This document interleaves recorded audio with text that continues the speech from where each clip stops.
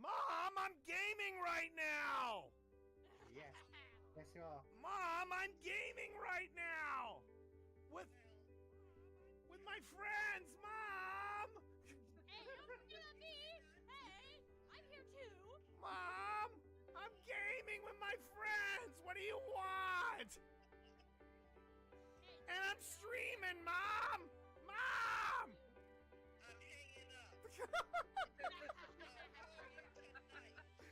I love you, Mom.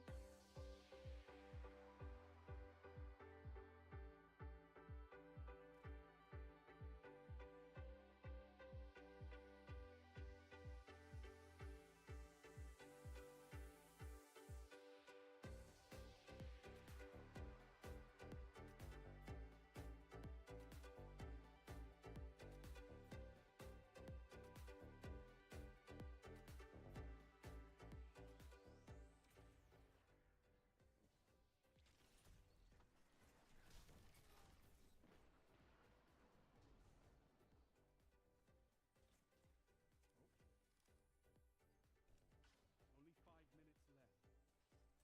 Fire team that fights together stays together. Double down. Tell them to line up faster. Fantastic work. Oh my God. I didn't just do that, but I'll take it. I'll take it. I think Marv would have been very proud of me in that moment. For the holocron. See here. You didn't make it, Grease. Here? Did you get out? Ah! Ah!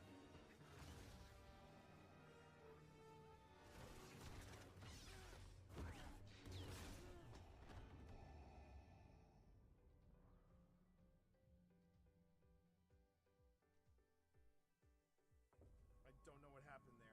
Wikipedia for me, but I have a Wikipedia, and I hate it. Oh wait, is that an empty? Tell me that's an empty suit. Okay, it's an empty suit. Okay. Oh, but I don't like the music that's playing. I do not care for the music that is playing right now. And there's a lot of ammo around here. I could have swore that was somebody hanging there. Which And should be the upcoming update that's... What the hell is that? That is Barry. Barry. So you gotta say hey to Barry. So is this the haunted house in the Halloween season? More or less. And they just keep all their just keep going along. You're doing fine. Oh fuck! What was that? What the hell is that? What was that? I don't know. You tell me. What was that? Okay, yeah. You know what, T? You know I will get you for this. Yeah, I will Oh, get you. bullshit! You're the one, dude. You're the one that took me to TWA at night. I don't want to fucking. well, I missed this. All right. Anything on your EMF? Do you want to play ball with me? Okay. We are off and running, chat. Here we go. All right, Phil, move forward. Now, Phil, I will tell you right now, I will not leave you alone in this game. Open this door, Phil. Open this door to your left. The one that I'm okay. Yeah, the one on the left. Okay, walk in there. And read what is on the portrait, Phil.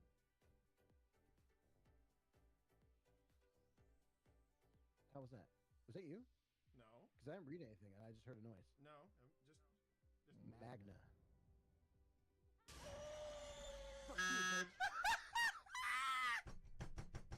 This is awesome. That switch does not seem to do anything. Exactly. It just shuts off the armor. It shuts off the armor. Alright, let me see if there's a switch over here. That'd be Well, lovely. these switches here.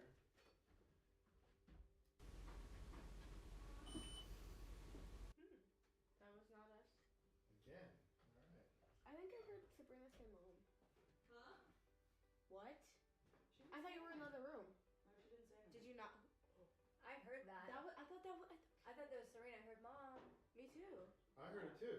It wasn't. That was not a real Not person. me. I'll tell you what, I know, I'm gonna take a seat over here. Maker. Maker.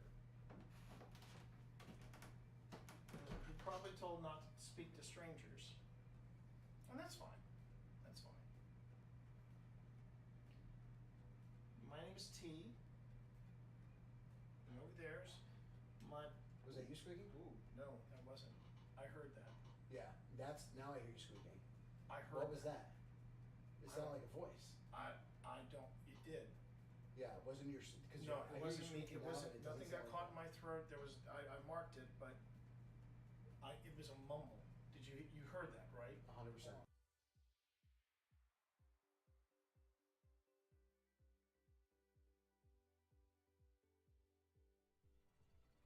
Cat, I swear, are you really doing this to me?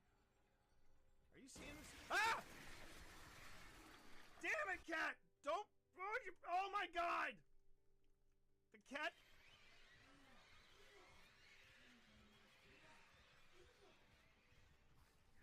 You little jerk!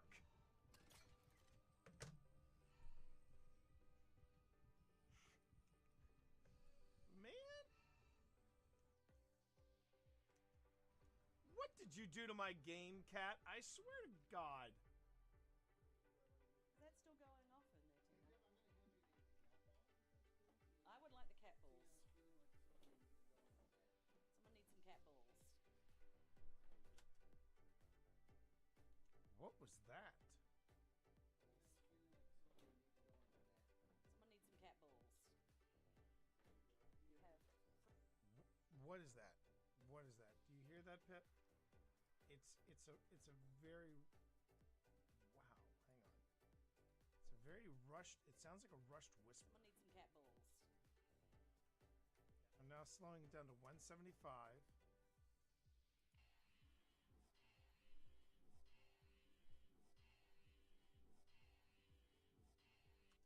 I'm hearing turn around. Does anyone else hear that? Which is ironic when you think about it, because usually people say, "Oh, all theaters are haunted." I don't think all theaters are haunted. Well, this one's definitely found in it, definitely. I mean, something's. Yes. Yeah. Oh yeah. But They're just not talking to us right now. they're just not talking to us right now. You want to go into the green room? But I ask you, since when does an actor never want to talk about themselves? Yeah. Hi everyone, it's me, Twitch Dad, and I'm here.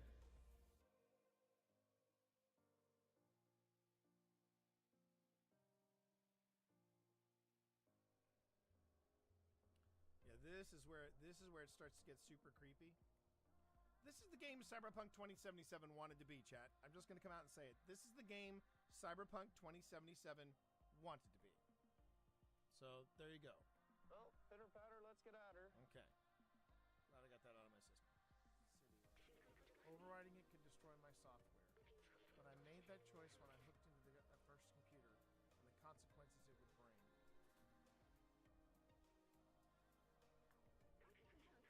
I'm sorry we went to see the outside together.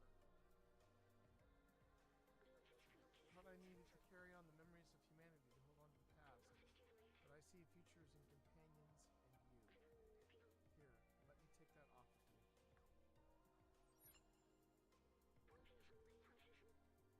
You were my friend, the very best I could have asked for. Oh, damn it.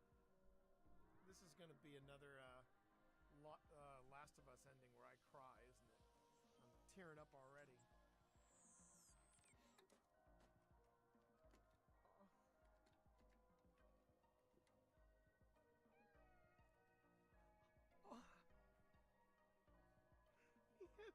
He's headbutting him. Oh. Oh, my heart. Oh, my heart. Oh.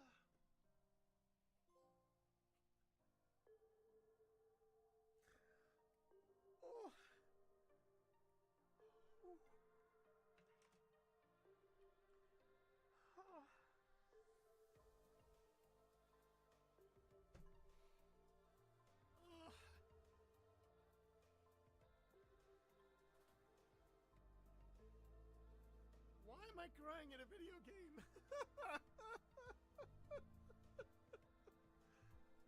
Oh my god. I did it, hon. I did it, hon. I am. Finished Stray. Worth every minute. Worth every minute. I'll move you back just a little bit.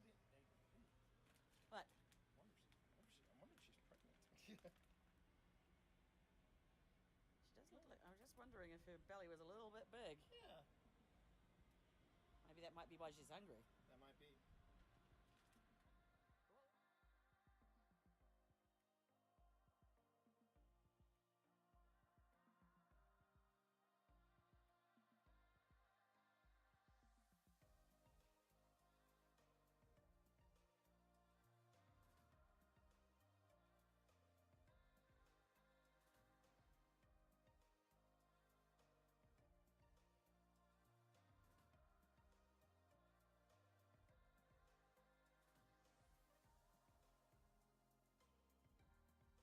So, Jack, you are upset that Wesley fought for Virginia, fought against his own people from Gettysburg. That must have been aggravating. Did someone just? Did you just whisper? Did you just whisper? Keep going. Everything you got. Oh, I don't know. I'm worried. He's back at red. Come on. Oh no. Steve We got him. Saylor? Steve Saylor? You did it! You did it! Congratulations, Steve Saylor! You just picked up your second seal, and it's a motherfucking raid seal! Let's fucking go! Let's fucking go! I fucking love it when T gets hyped. The teammate entirely of your clan. Hold on, hold on. I'm going for it. I'm going for it. I'm going for it.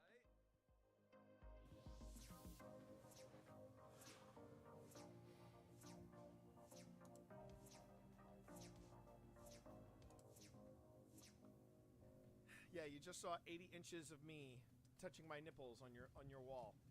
You're never gonna look at your wall the same way again. Okay. How you doing, everybody? Everybody good over at YouTube? Everybody good at YouTube? I know everybody's good at Twitch. I have to check YouTube because yeah, I got called out this morning. I know some of you might have seen something on X about it, Twitter X. Some of you might have seen something about it on Discord. Let me go on ahead. If you don't know what I'm talking about, I'll bring you up to speed. First off, what? No, why did it do that? Oh, I know why it did that. Because dang nabbit. Stand by. You're not going to see me for a second. Hold on. Pro stream of all the times for me to choke on my stream. This was not the day to choke on my stream. No. That is not the... No, thank you. Everything go boom. Everything go boom today. But you know what? I own it. How you doing, everybody? I know my camera's off. How you doing, everybody? It's great to see you all here. You can call me TT Monster or Twitch Dad. Dan. Thank you very much. I'm glad you're here. Dan, thank you very much for being here. Or you can be over at YouTube. Medic! Not now! Ah! You're killing me, Cat. You really are. I'm going to get you your pumpkin. You know I am. It's part of the stream. Hi, everyone. Yes, Dan, you can be on YouTube or you can be here. Wherever you feel the most comfortable. Wherever you feel the most comfortable. Chris, how are you? Val, good to see you. Mika, thank you very much for that tier 2 sub. That tier 2 sub, you can choose to use that sub anywhere. You choose to use it here. Well, that's not a prime, is it? But you're using a tier 2 sub. And that is something special, and I do appreciate that. Not dish or diss. It's more like spill the tea. You can dish the tea or spill the tea. I usually spill the tea. But regardless, thank you everybody for being here over on YouTube and over on on Twitch. My name is T. You can call me TT Monster or Twitch Dad. Again, it was a smooth opening. Smooth as silk opening. How I do it, I don't know. I could have written a book about it. Let's talk about that now, shall we? Okay. Basically, my morning started with someone putting another reaction video up of what has been going on for the past few weeks concerning Doug and his evaluation of his own stream against Twitch for Dummies. Okay, so I'm going to go gently into this good night. I really am going to go gently into this good night. I knew there's another side to reaching new people. Hello there. Hello there. Being part of another. How about that? How about that for swiftness? All right, look. He slow blinks. He freaking slow blinks over his shoulder at me. Before I get into this chat, let me take care of this first. These cats, I swear to God.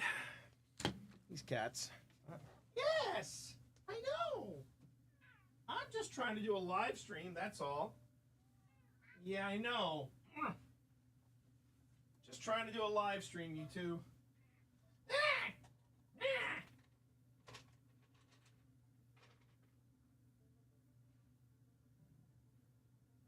You act like you get no food, Benedict. And I know that is not true. He's sassy today. He is sassy today. He is sassy today. Give him his pumpkin. Marv, I do not need you backseating when it comes to the cats. You can backseat all you like in Destiny, but do not backseat me when it comes to the cats. Okay. So what happened this morning? Let's start from the top. So basically, I was told that there was someone else who had done a reaction video to Doug and his evaluation of his stream put up against Twitch for Dummies. And I don't mind saying it, chat. I do not mind saying it at all. I truly believe that. Whoop, hang on. I truly believe that you can tell a lot about a stream based on how everything's going to go. You know what I mean? You basically go to somebody's stream or you go to their YouTube channel, and within about, I want to say maybe, I don't know, 10 minutes or so, you're going to know if this is something for you or if this is going to be something a bit more bumpy of a ride. And I'm going to be very careful about how I phrase this because I'm going to come out and say it. The individual that was doing the reaction video. Yeah, he did. He had plenty. He had plenty of subs. I mean, I would love to have the amount of subs that this guy had. But I will say this. It was very early on in the video that I knew there was going to be a problem. Because, really, Bast? Because he says at one point, I have a master's degree in writing, and I used to work at a small publishing house. When you lead with that, I'm here to tell you, chat. The moment you lead with that, it's going to go downhill fast, and it did. And boy, howdy, did it. Where I checked out, this guy did an hour-long response video, and after the first, 10 minutes or so, yeah, I know, Dan, well, he did. And 10 minutes in, that's when he said, roughly around, roughly around 5-6 minutes, he said that. And I went, oh, okay. And then at about the 10-minute mark, I said, this is getting really, really tense. So I went on ahead and started watching the video at double speed. And at double speed, you can still get a gist of what's being said, and you can still get a gist for what's being for what the person is saying.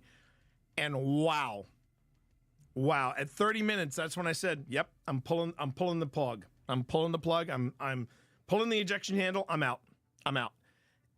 And to give you an idea of where he was in the video, I hadn't even shown up yet with my video clip saying, "Hi, thanks for the raid, but who are you raiding because I'm not live?" So I hadn't even shown up yet. As a matter of fact, he had just finished the section where Doug graded what he does after the stream. This guy had a real bee in his bonnet, and I don't mind using that old stage term because it's quaint. But he had a real bee in his bonnet when he found out I was a console player. I believe the quote he said was, "Yeah, I streamed off a console once. Here's what I say: don't, just don't, just don't." And I just said at that point, I said, I can't say no, I can't do this anymore. This guy Marv is what I would call, and here's the thing. I could tell you all the name of this person. I'm not, because if you really want to search for it, you can search for it, but I'm not sharing that. This is the other side of what happens when people, when you start getting really intense coverage. Hey, how you doing there, Ellis? Good to see you. And then at one point he said, "I'm sure this guy is a good writer." He said this in his comments. "I'm sure he's a good writer." Hang on a minute. What did he say? Actually, someone sent me the comment and his instant backpedaling, which I will talk about that in a second. But this is what he said about me in his comments. Let's see. "I stand by what I said about the book at the end. It looks like a good author threw simple facts together in an order which does not always make sense for an audience who would have enough information to say anything about it. And having a master's degree in writing, I'm not going to go into the amount of typos and lack of punctuation that is in this, but I'm getting there. Let me take that back from the beginning. I stand by what I said about this book at the end. It looks like a good author threw simple facts together in order which does not always make sense for an audience who wouldn't have enough information to say anything about it. Essentially, it looks like a good author jobbing it." This looks like a good author jobbing it. You better settle down over there. I'm going to come talk to you. "This isn't a bad thing. Not every book needs full attention. I just don't like it. I don't expect everyone to agree with me, and that's fine." And,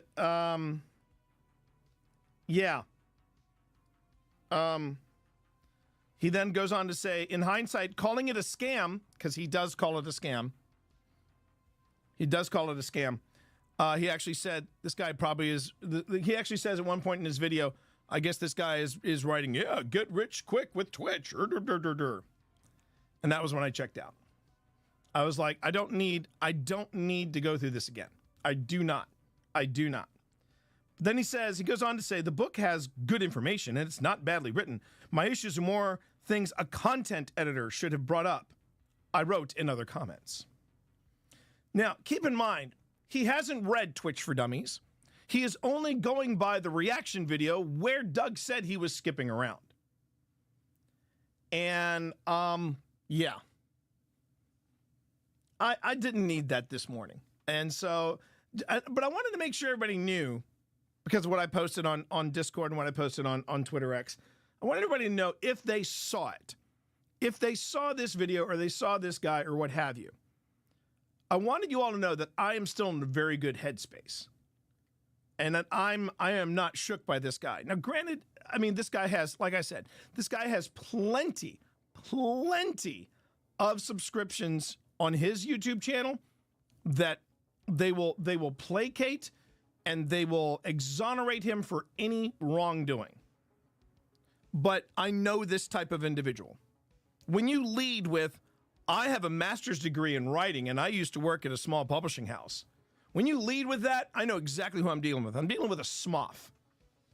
And if you don't know the term, let me bring you up to speed, because I know I've got a lot of new people both on YouTube and on Twitch. A smoff is a secret master or secret mistress if it's a woman, secret master or secret mistress of fandom. Now, maybe I should call this guy a smock, which is double C's, secret master of content creation. He did at one point question my credentials, wondered why I was writing with these types of credentials.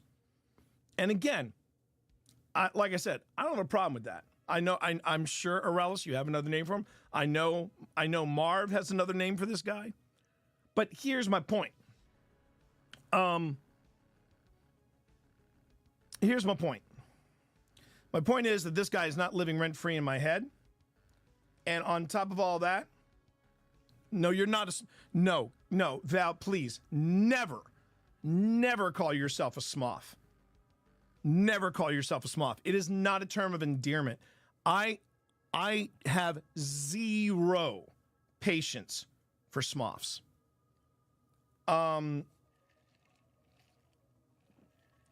I've dealt with them since day one of Moravia being published.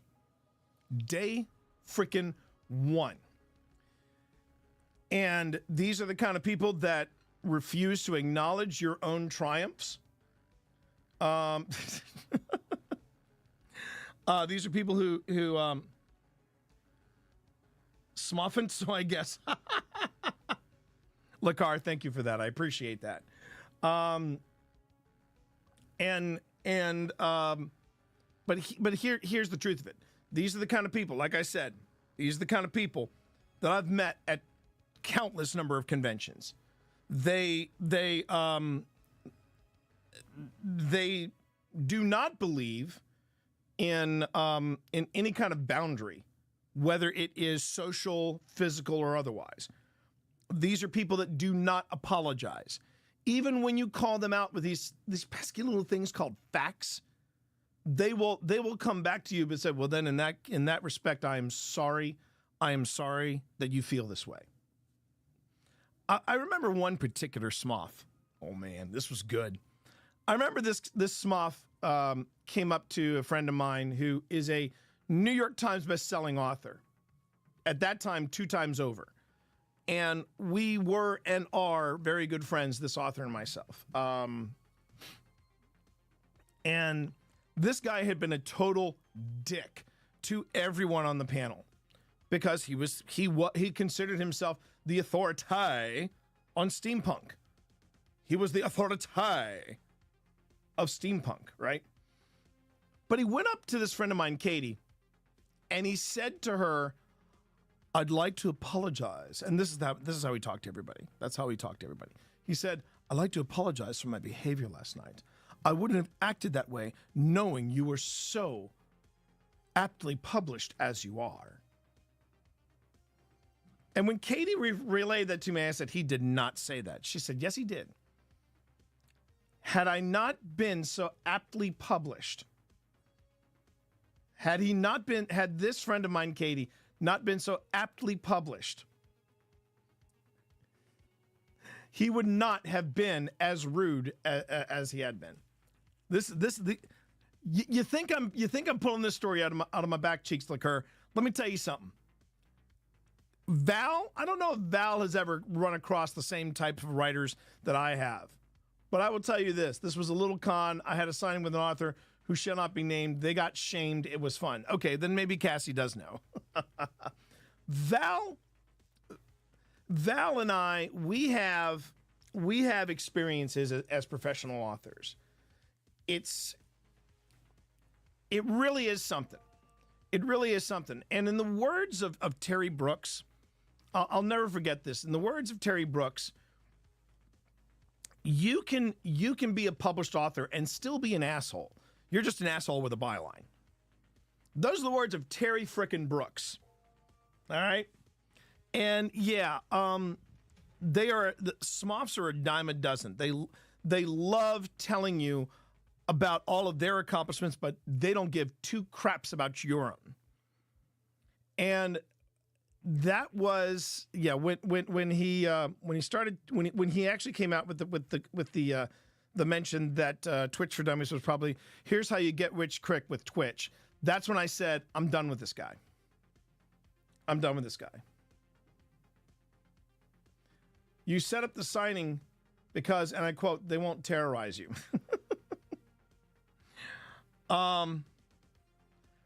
It's just, to me, you know, I have zero patience for people like that. I do. I have zero patience for people like that. And even as a joke, if someone called me a smoff as a joke, I would insist that they take that back, because I do not in any way, shape, or form consider, because the other name that you would give a secret master of fandom would be gatekeeper.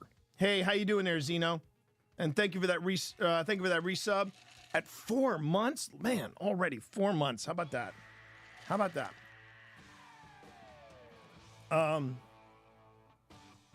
Who can blame you on that point? I mean, but here's the thing. This is where I just wanted to make sure, though, that both my people, not just my people from the Monster Mash, where there is now some very gray area between the Monster Mash and Doug's crew. I just want to make sure you all knew that I'm still enjoying the hell out of this roller coaster ride that I've been on with Doug. I feel like I should share some stats from this thing, which I'm still shaking my head going, yeah, okay, cool.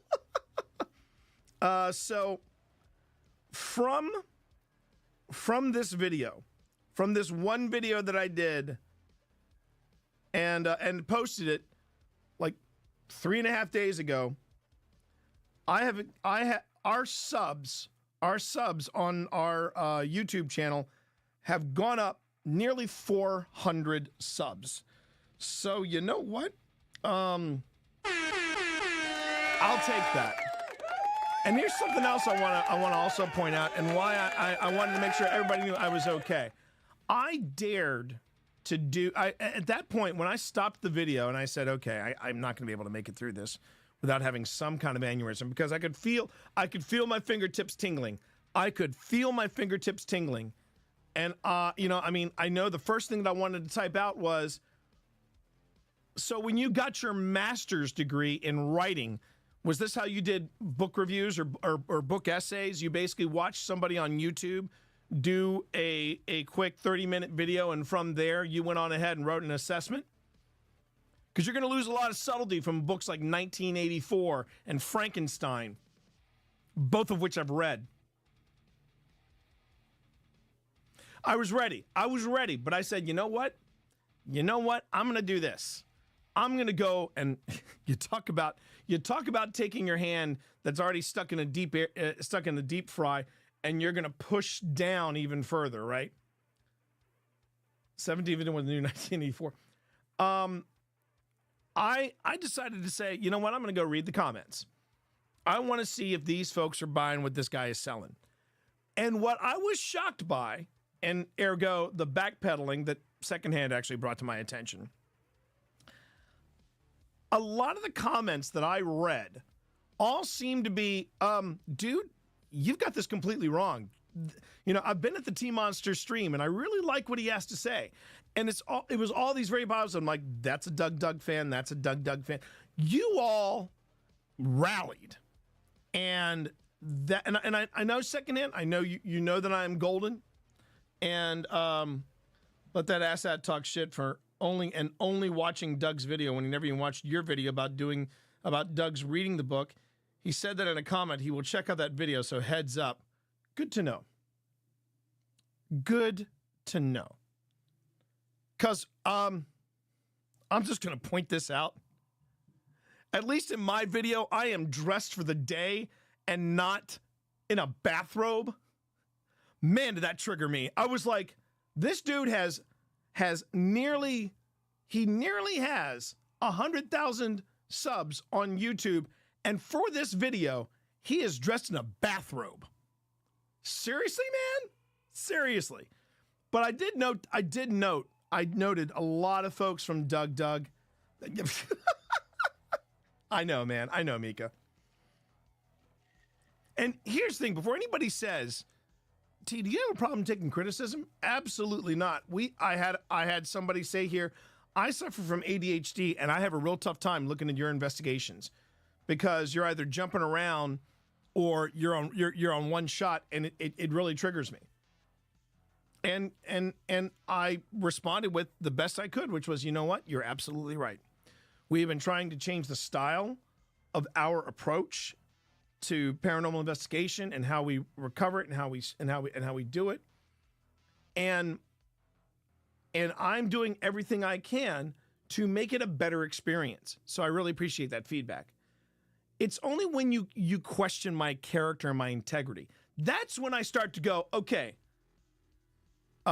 Saint Fu, step back and let's have a chit chat about that, because right now you're skating dangerously on thin ice with me. Dirty, grimy, smelly. Yeah, I know. Hey, Tame Monster, happy to see I'm one of those dirty, grimy, smelly, untrained, unwashed dogs from Doug that found you thanks to his stream. Thank you, Ramirez. Thank you for being here. I appreciate that. I don't know what this video is, but I can tell you that the vast majority of the Doug community has a No, they do. They do. They do, Zeno, and I don't take that for granted. Because here's the thing, and I actually have talked about this in the dialogue that I've had with Doug people who are now coming over here to be part of the Monster Mash, which again, I don't take for granted. One of the things about content creation, okay, is if somebody wants to join in on the party, you have one of two things you can do. And I don't mind saying it. I have been on the receiving end of people joining into the fray, and then like as soon as it happens, like 5 minutes in, I'm like, oh man, this was a bad mistake. This was a bad choice. And I'm sure not all of Doug's collaborations have been, home runs. I'm sure he's had his fair share of home runs, don't get me wrong. But like I said, I doubt very, very seriously if all of his collaborations have been home runs.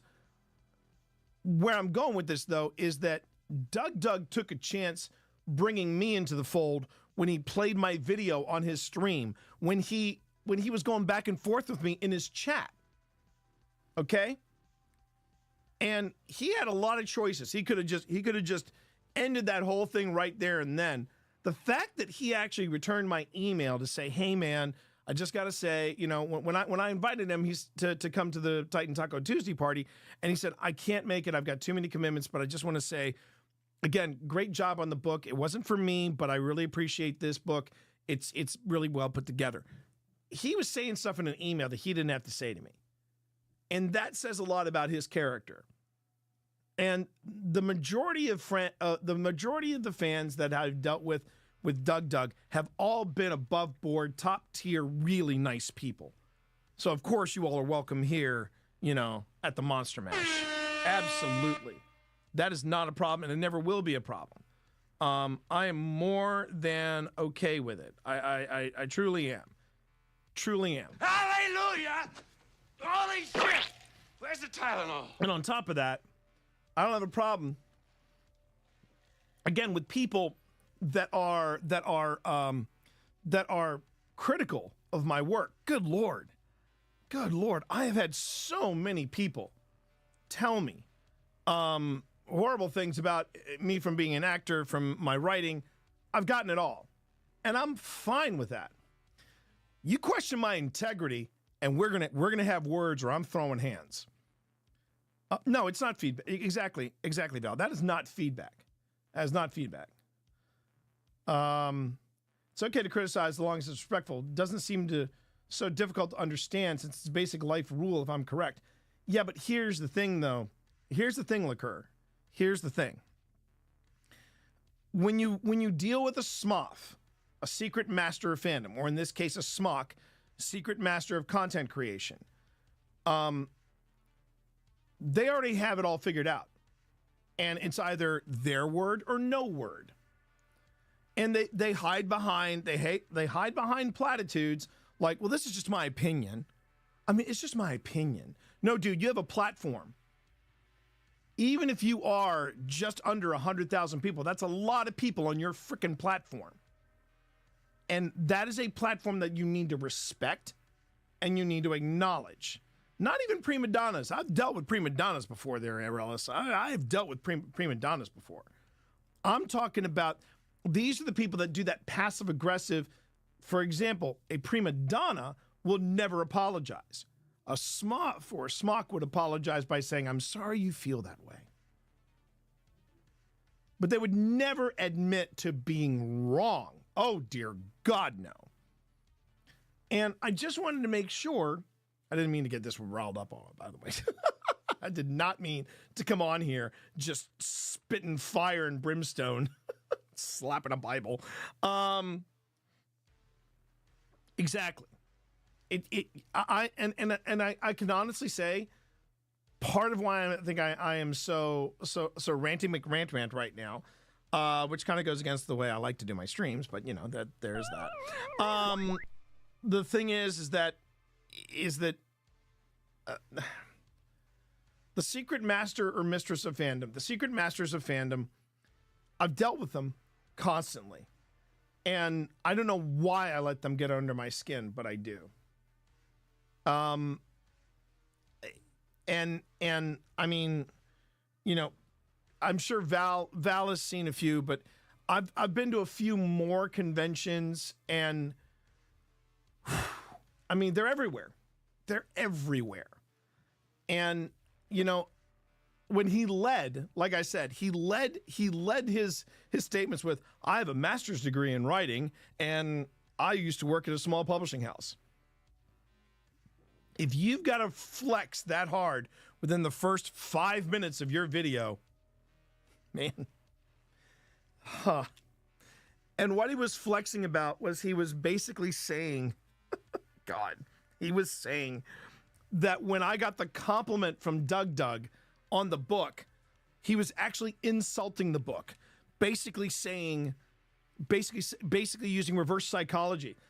He wasn't saying that the book was well put together. He was saying that the book was written by a total hack.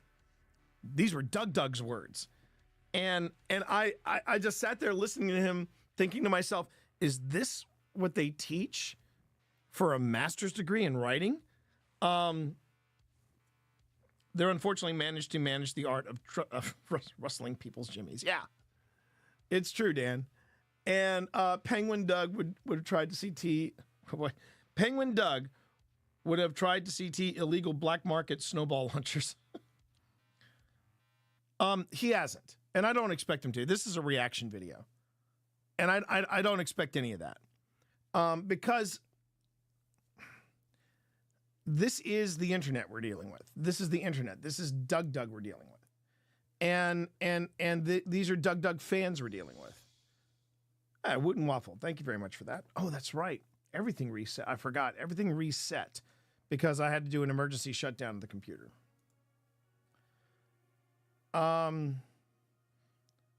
Sounds like economics be able to claim the facts obviously support by an opposing theory. But yeah. And, you know, but here's the thing. I wanted to make sure, even though I may sound like I am riled up about this, I haven't been. I get riled up when I think about it. There's Arillis double dipping over on YouTube. Hi, Arillis. But it's not like I want to make sure that everybody is well aware that this guy isn't living rent free in my head, because I have been enjoying this experience with Doug since day one, and I do appreciate secondhand looking through the comments and seeing that this guy is apparently going to see my reaction video. Now, if this guy is going to make a reaction video of a reaction video, that's when I go, we're done. I'd prefer he not make a reaction video to my reaction video, and here's why. This is the tail eating this is the snake eating its own tail. It reminds me of certain debunkers that will make 10 different videos. There was one debunker, I actually saw him make 10 different videos about what was happening with Cody and Satori in the Conjuring house. And I'm like, dude, you made your point on the first one. You drove it home on the second one. Now you are Scarlett O'Hara whipping the horse at the gates of Terra. And I got some bad news for you. Things didn't wind up good for the horse. You know what I'm saying? And That was a day ago, so not sure. Well, there you have it. Like I said, it just popped up in my feed. And yeah, and that's the other thing too about Smoffs. This is another thing about Smoffs. Yeah, it's too many levels deep. Exactly. He'd be weird like that when it comes to writing. Oh, so you're familiar with the guy. Well, Lop 90. You know what? If that is what a master's degree in writing is all about, good on him. Good on him. I do not have a master's degree. I don't even have a master's degree in English. My undergrad, my bachelor's of science was in mass communications and theater. And from there, I became a writer. So connect the dots, if you please. But I have a derailed comment for you when you're ready. But that's my point. Is that it just becomes at some point it just becomes pointless. And Smoffs, they will not let someone else get in the last word. It will not happen. I have dealt with Smoffs for 20 years. I didn't care for them when I met them the first time as a writer. Didn't care for them when I was on a convention planning committee, and I liked them even less when I was a guest. And I was a guest of honor at one, and I still had to deal with Smoffs. He is usually pretty chill. He became weird on that video. I blame the bathrobe. I blame the bathrobe.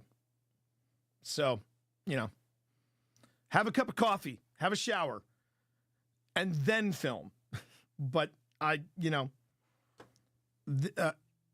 he made the video. It's out there. Mazel tov. Mazel tov. But you can say what you like about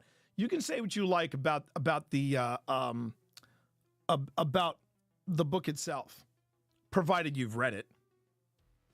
But when you question my integrity, particularly when it comes to what I do, whether it's content creation, whether it's writing, whether it's paranormal investigation, that's a line that I really, really hope you think twice about crossing. I wouldn't go that far, Relis. I wouldn't go that far.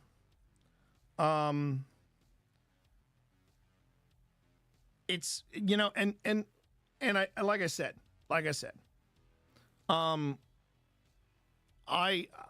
it wasn't a good first impression. And, I'll admit, I'm watching both my YouTube and my Twitch feeds. If this individual does pop up in my feeds, what is there to gain from that? His mind's already made up, and he dropped it. He dropped it hard.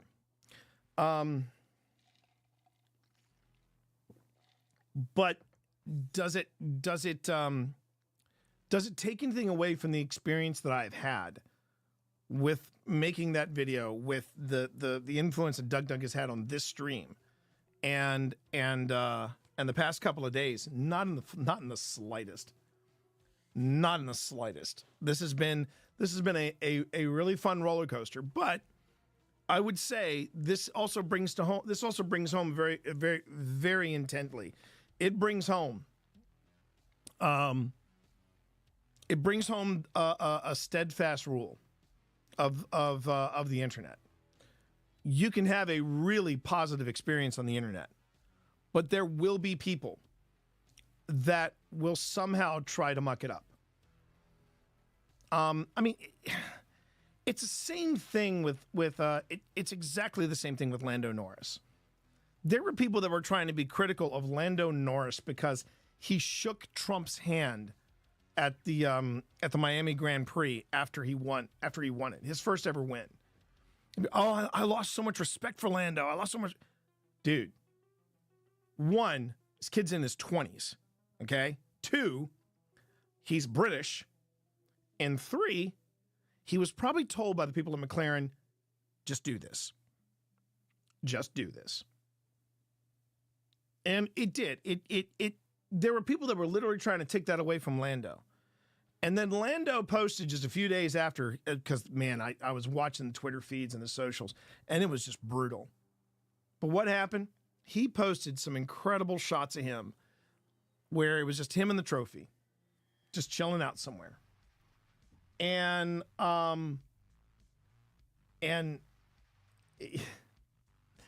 he just said, the past few days have been incredible. Thank you. And I'm like, yeah, that's the way to deal with it. That's the way to deal with it. And that was the thing. I wanted to make sure I'm shocked that Max didn't break the trophy. Well, something I've noticed, Mika, is that now someone must have taken Lando aside after that incident with the trophy and said, it's okay for you to slam the champagne down. That is more than okay. But don't do it on the podiums. Do it on the stage where the podiums aren't, where the trophies aren't there. And for those of you who don't understand what happened, I believe it was the Belgian Grand Prix, Mika. Correct me if I'm wrong. It's the Belgian Grand Prix. And they had made these beautiful porcelain trophies that the winners would get. I believe Lando was, if he wasn't second, he was third. Max had won the Belgian Grand Prix, and everyone had their things on had their trophies on the podium. And at that time, what Lando does when he's on the podium, whether he is Hungarian, okay, so it was one of the Elgins, Hungarian, Gelden, yeah.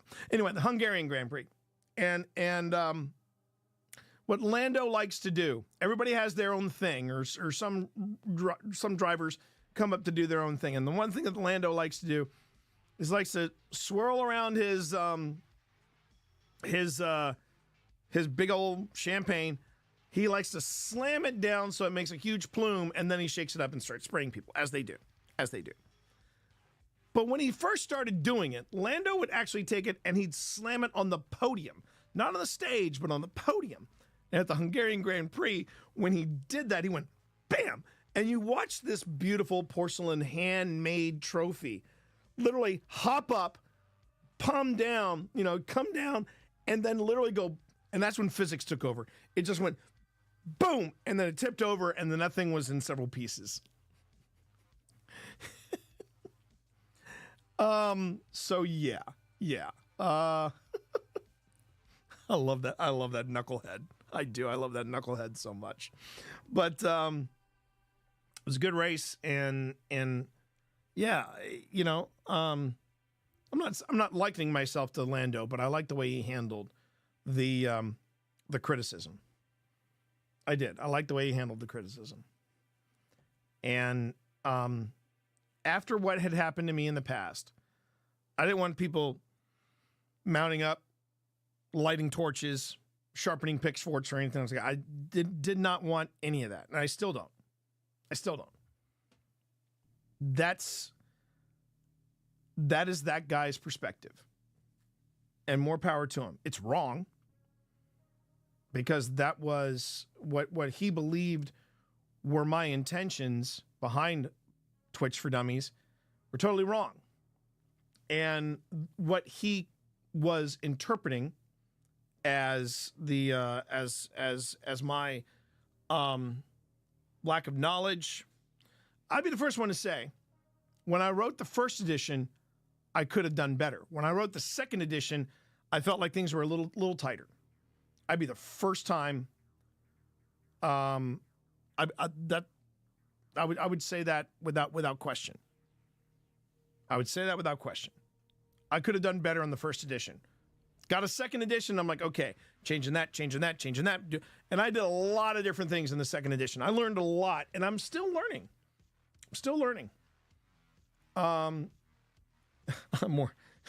I say we take off and nuke. I mean, that is a drop in. I say we take off and nuke the entire site from orbit. It's the only way to be sure. I mean, right now, I have only a few. I only have this one from Aliens. That's it, man.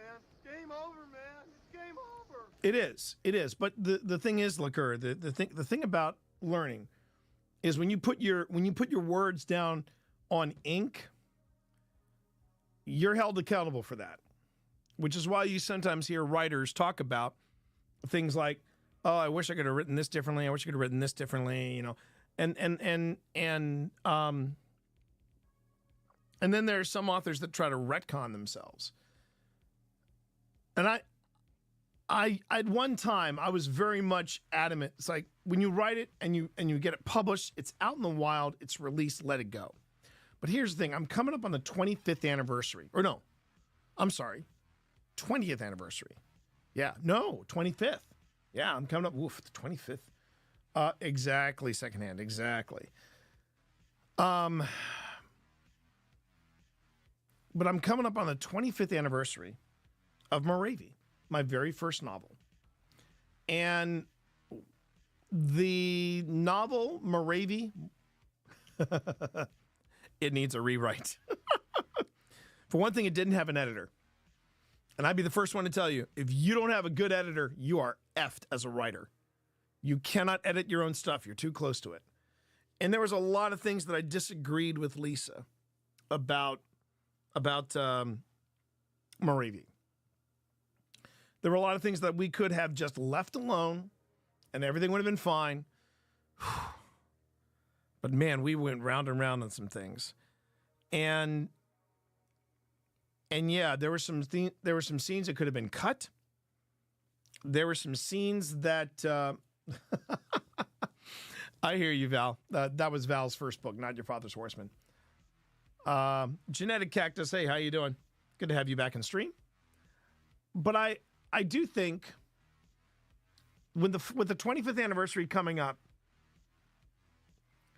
could I retcon some stuff? Could I rewrite Moravia? Yeah, I could, because Lisa went completely underground.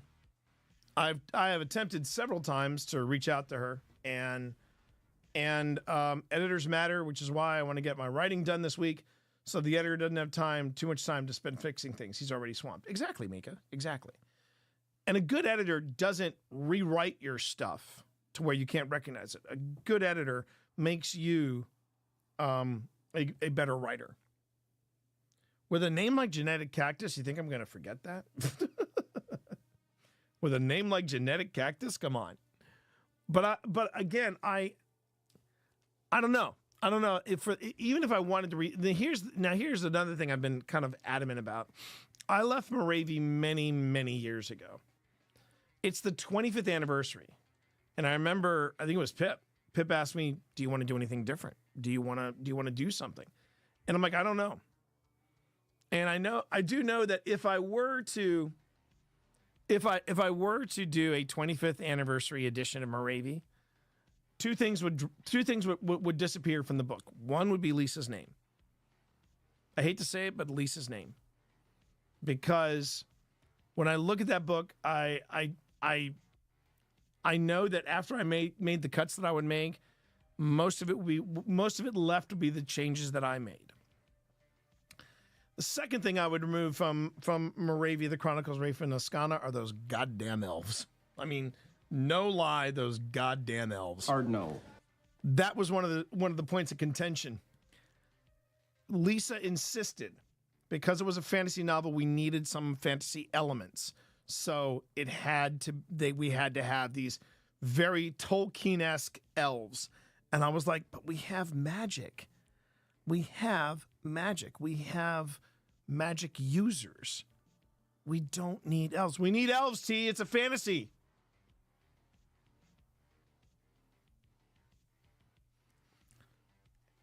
And so we have elves. So I would go back. But then again, I've also been one of these people that I never wanted to go back. Even to the stuff that was my first step. Moravia was not only my first novel, it was the first novel to ever be podcast. So it's got like a double whammy with me. And, you know, I talk about authors not revisiting stuff, and yet I just wrapped up the 5th edition of Podcasting for Dummies. So, you know. Well, pitter patter, let's get at her. I mean, there you have it. But again, as the Kerr said, you learn new things. And one of the things that I did in the new edition of Podcasting for Dummies is we talked more about the line between podcasting and live streaming and how it's become even more thin than from. So she made you add an entire race in your world. So that's the weird thing about this liquor. This is the weird thing about this. The weird thing about it was that the way she justified the elves being there was the same kind of rift in space-time that connected Tudor England to this other world where there was a Moravi. Okay? And that tear, rift, wormhole, whatever, Stargate, whatever you wanted to call it, that was responsible for the elves being there. I didn't miss too much secondhand. We're talking. We've moved on and talking about Moravi and whether or not I want to rewrite it. Because I did attempt to rewrite Moravi on my own, and I was going to make it steampunk. I was just gonna, completely change it from the ground up, turn it into steampunk. Instead of having Moravi be this mystical world and this other realm, blah, blah, blah. No, I set it in China. And then Rafe Rafton, yeah. I even set up in the very first season of a podcast that my wife and I did called Tales from the Archives. There's a mention of Operation Darkwater.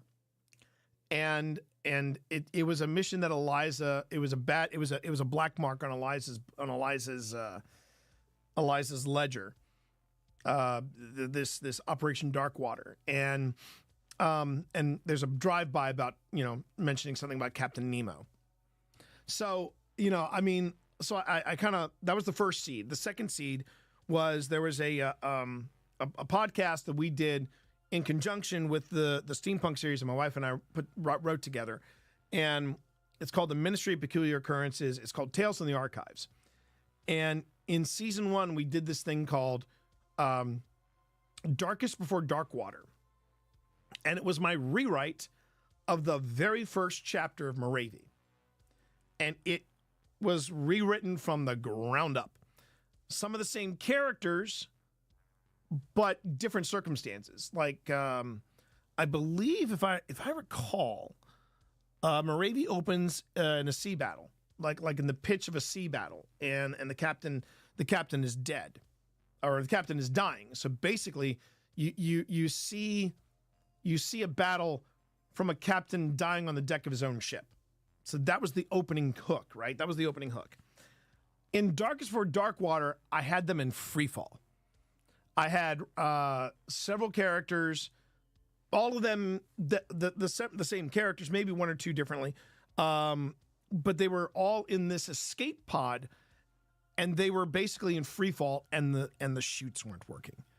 I was in seventh heaven. I was having a blast rewriting this, and what amazed me was how easily I could take Rafe Rafton and take all these different characters and just literally push them forward into, take them from Tudor England and just push them forward and not even worry about another realm and all this stuff and et cetera, et cetera. And, and because it was steampunk, I could make Moravi a brand new province of China. Okay. So there were all these little things that were really, encouraging me to write this. And I kept pushing in that direction. And what I insinuated was, they were like, well, how is he, so Rafe Rafton, what was Rafe Rafton's skill? How could he do this? And the only way, when people were saying, well, what makes Rafe Rafton so good, and all yada, yada, yada. And it was because he was a skilled navigator, right? He was a skilled navigator. And that was it. He didn't have a secret weapon. He didn't have anything. Well, in Darkest Before Darkwater, I kind of showed my hand a little bit and said, well, turns out that he is a very good, he is a very good privateer, whatever you want to call him. But he had literally an ace up his sleeve. And what it was that Rafe and the remains of his crew, when the escape pod finally hit shore, it was on the island where Operation Darkwater went down. And it turns out that not all the submarines from Nemo's fleet had been destroyed. And I was ready to run with it. I was gonna like really play into 20,000 Leagues Under the Sea and submarine combat, and all that stuff. I made it in this rewrite. Not gonna lie, I'm hyped, and I appreciate that. But here's the heartbreaker. I was maybe 3 or 4 chapters into this reboot, rewrite, what have you. And I stopped, and Pip came in and she said, "How are you doing?" And I said, "I don't know anymore." And she was like, "What do you mean?" And I said, "This just feels very derivative." Now, Val can attest. If the word derivative falls out of my mouth, something's wrong. And it just felt like I was doing what there was something missing. There was some kind of spark missing. There was just that feeling of that you knew that while it sounded good up here, the moment it got down on paper, you're just like, oh, And so I said, you know what? I don't think I want to go back to Moravia. I don't want to go backwards in my writing career. I want to go forwards. And I was ready to make Moravia, this steampunk Moravia, I was ready to make it part of the Ministry of Peculiar Occurrences universe. And as tempting as it sounds, there was something that was holding me back. And I think a lot of it was I didn't want to have to deal with Lisa again. That was a bit of a heartbreaker. So instead, I went on ahead and I moved on to the next project in the Ministry universe, and I thrived there. But when you start retconning your own work, I don't know. It just feels. Yeah, it just feels a little. It just feels a little. Feels like you're cheating. I mean, I'm sure when George gave the notes to Benioff and Weiss and said, "Well, here are my notes. You can try finishing it." He probably looked at that at the last season of Game of Thrones and went, "Yeah, that's not going to work." I mean, do not forget this about Uncle George. He started off as a screenwriter before he got into writing Game of Thrones, and at least that's the way it had been told to me. I want to say George R. R. Martin had something to do with. This is going to date me now, but there was a very popular show in the '80s called Beauty and the Beast. Linda Hamilton was in it, and it introduced the world to Ron Perlman. And it's true. Now, this is true. YTY. Hey, look, I was a fan. It was a very sweet show.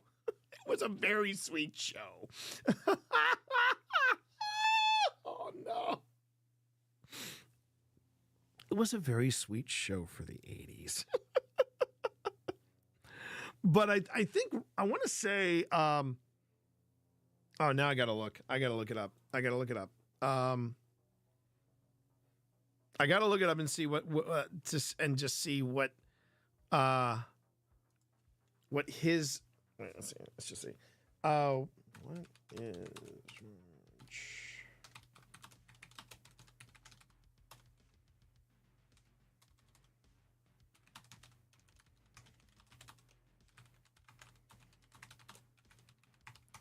Okay.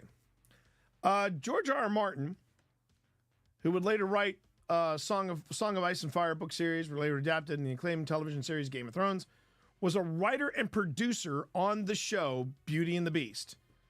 In 2004 and 2007, Beauty and the Beast was ranked 14 and 17, respectively, on TV Guide's top cult shows ever. So yeah, he was the writer and the producer of Beauty and the Beast. Wow. Oh, I remember Dark Shadows. Oh, Dark Shadows, man. Barnabas Collins. Oh my God. The thing about the funny thing about Dark Shadows, though, chat, the original Dark Shadows, the original black and white to color Dark Shadows, they were trying to make Dark Shadows to be like watching a Broadway play. Okay. And they would do it, it was all treated like theater. So you do it in one take, warts and all. So you would see like people flubbing up their lines, speaking over each other.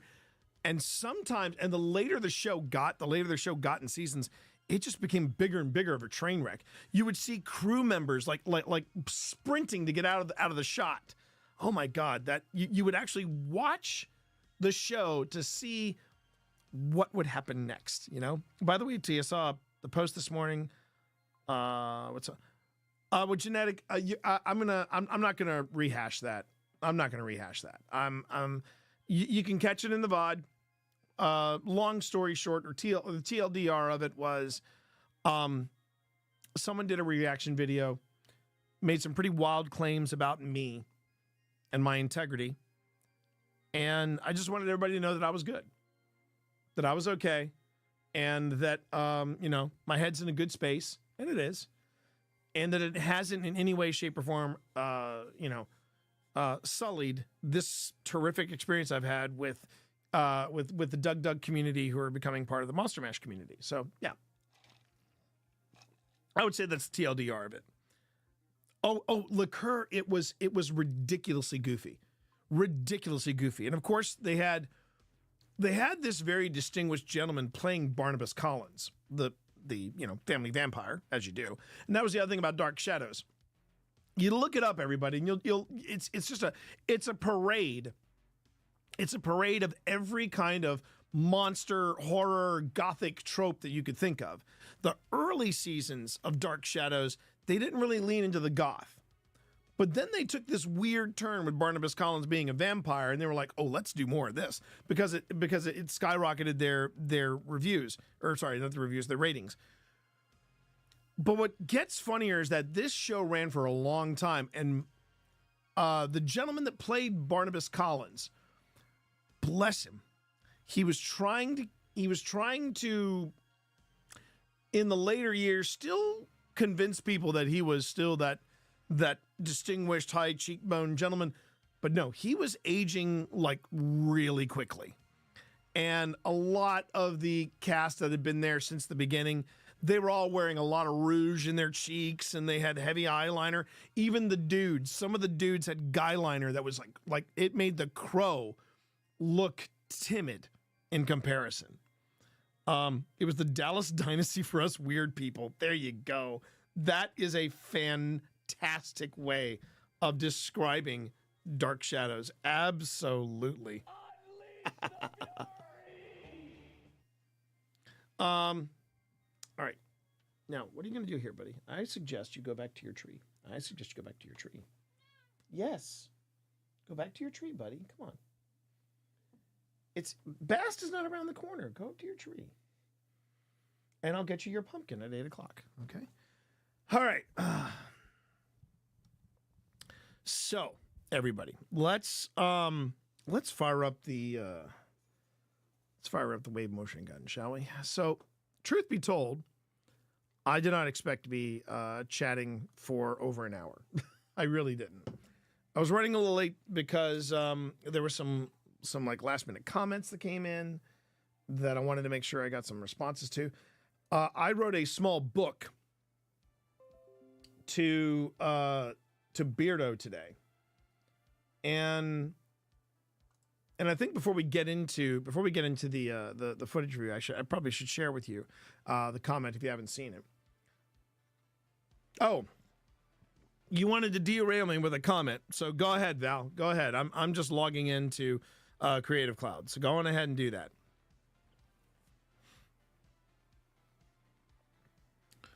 Put out the bins. Go to bed. All right, you take care of yourself there, Mika. You take care of yourself.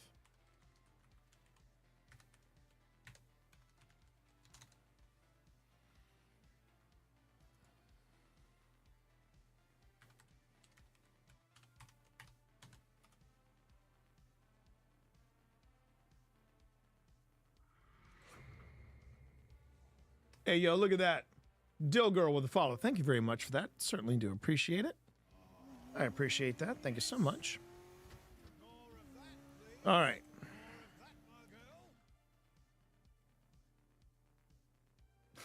Thank you, Mika. Bless. Thank you. Thank you. I appreciate that. By the way, chat, before I forget, do remember tomorrow night, 9 o'clock. I'm going to be doing a little bit of gaming here, but tomorrow night, 9 o'clock on YouTube, we are premiering a brand new investigation for Old Spirits, done in 2 parts, and it is an investigation of the Byrd Theater. This is one of the historic cinema palaces of the United States, built in 1928, and it is still an active movie theater. Has always been an active movie theater, and it is on both the state and national historic registry. And this is a place from my childhood. I was born and raised in Richmond, Virginia. So I know the Byrd Theater, and I'm excited to be taking Old Spirits into the Byrd. And like I said, it's a beautiful place. This is where I feel like we started to concentrate on things like B-roll and things like that. Well, yeah, there you go. Liqueur, you just found out. I'm in the state of Virginia. I'm in the state of Virginia, and that's where I'm at. I'm in the United States East Coast, and I'm in Virginia. I've done this a couple times. You want 100% transparency with OSI, but you keep saying we don't want 100% transparency. What? What? When did I say we don't want 100% transparency? When did I say that? When did I say that, Val?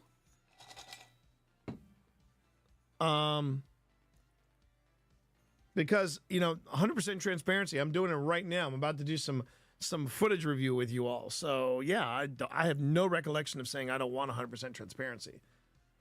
Last night on the Gazette? Oh, man, give me a time code. I got to look that up.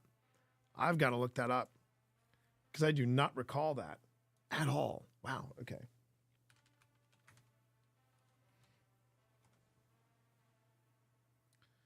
Let's see here.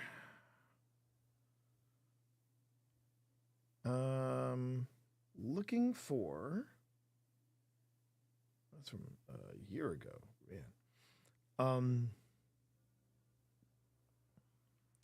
Nope. Where is it? Oh, there it is. Okay.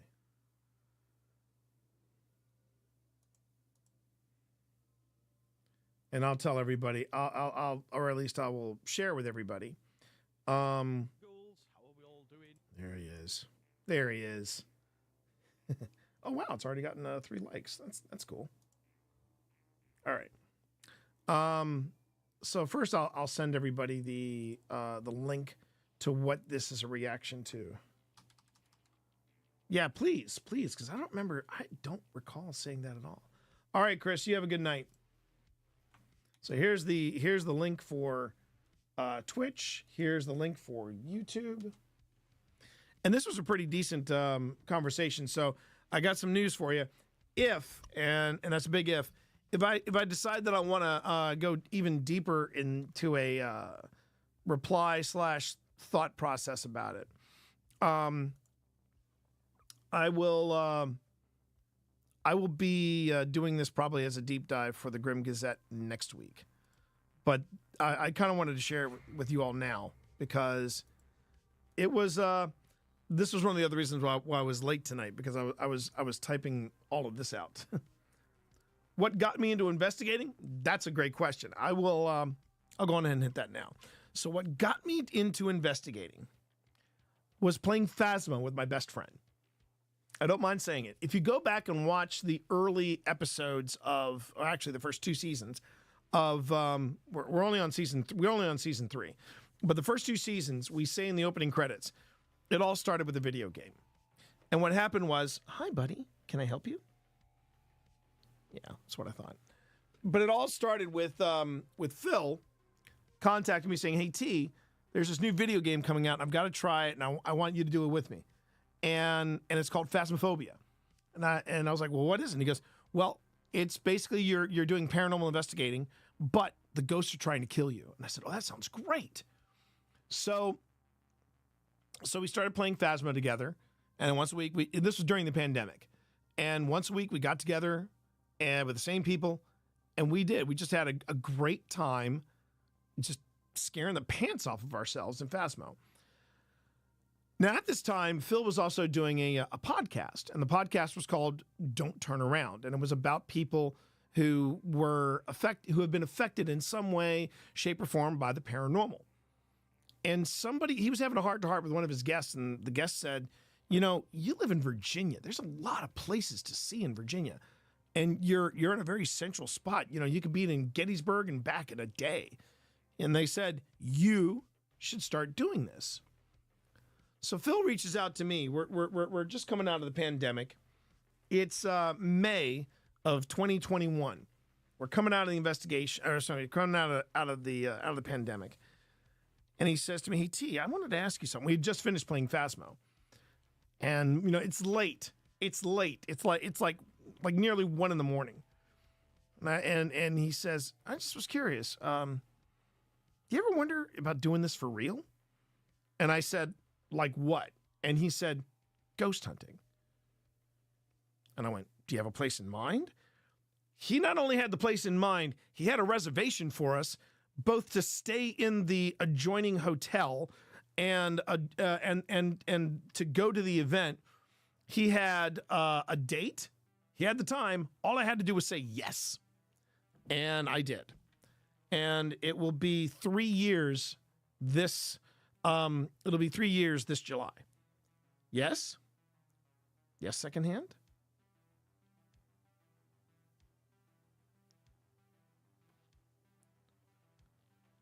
Little Kitty, Big City. I've heard about this.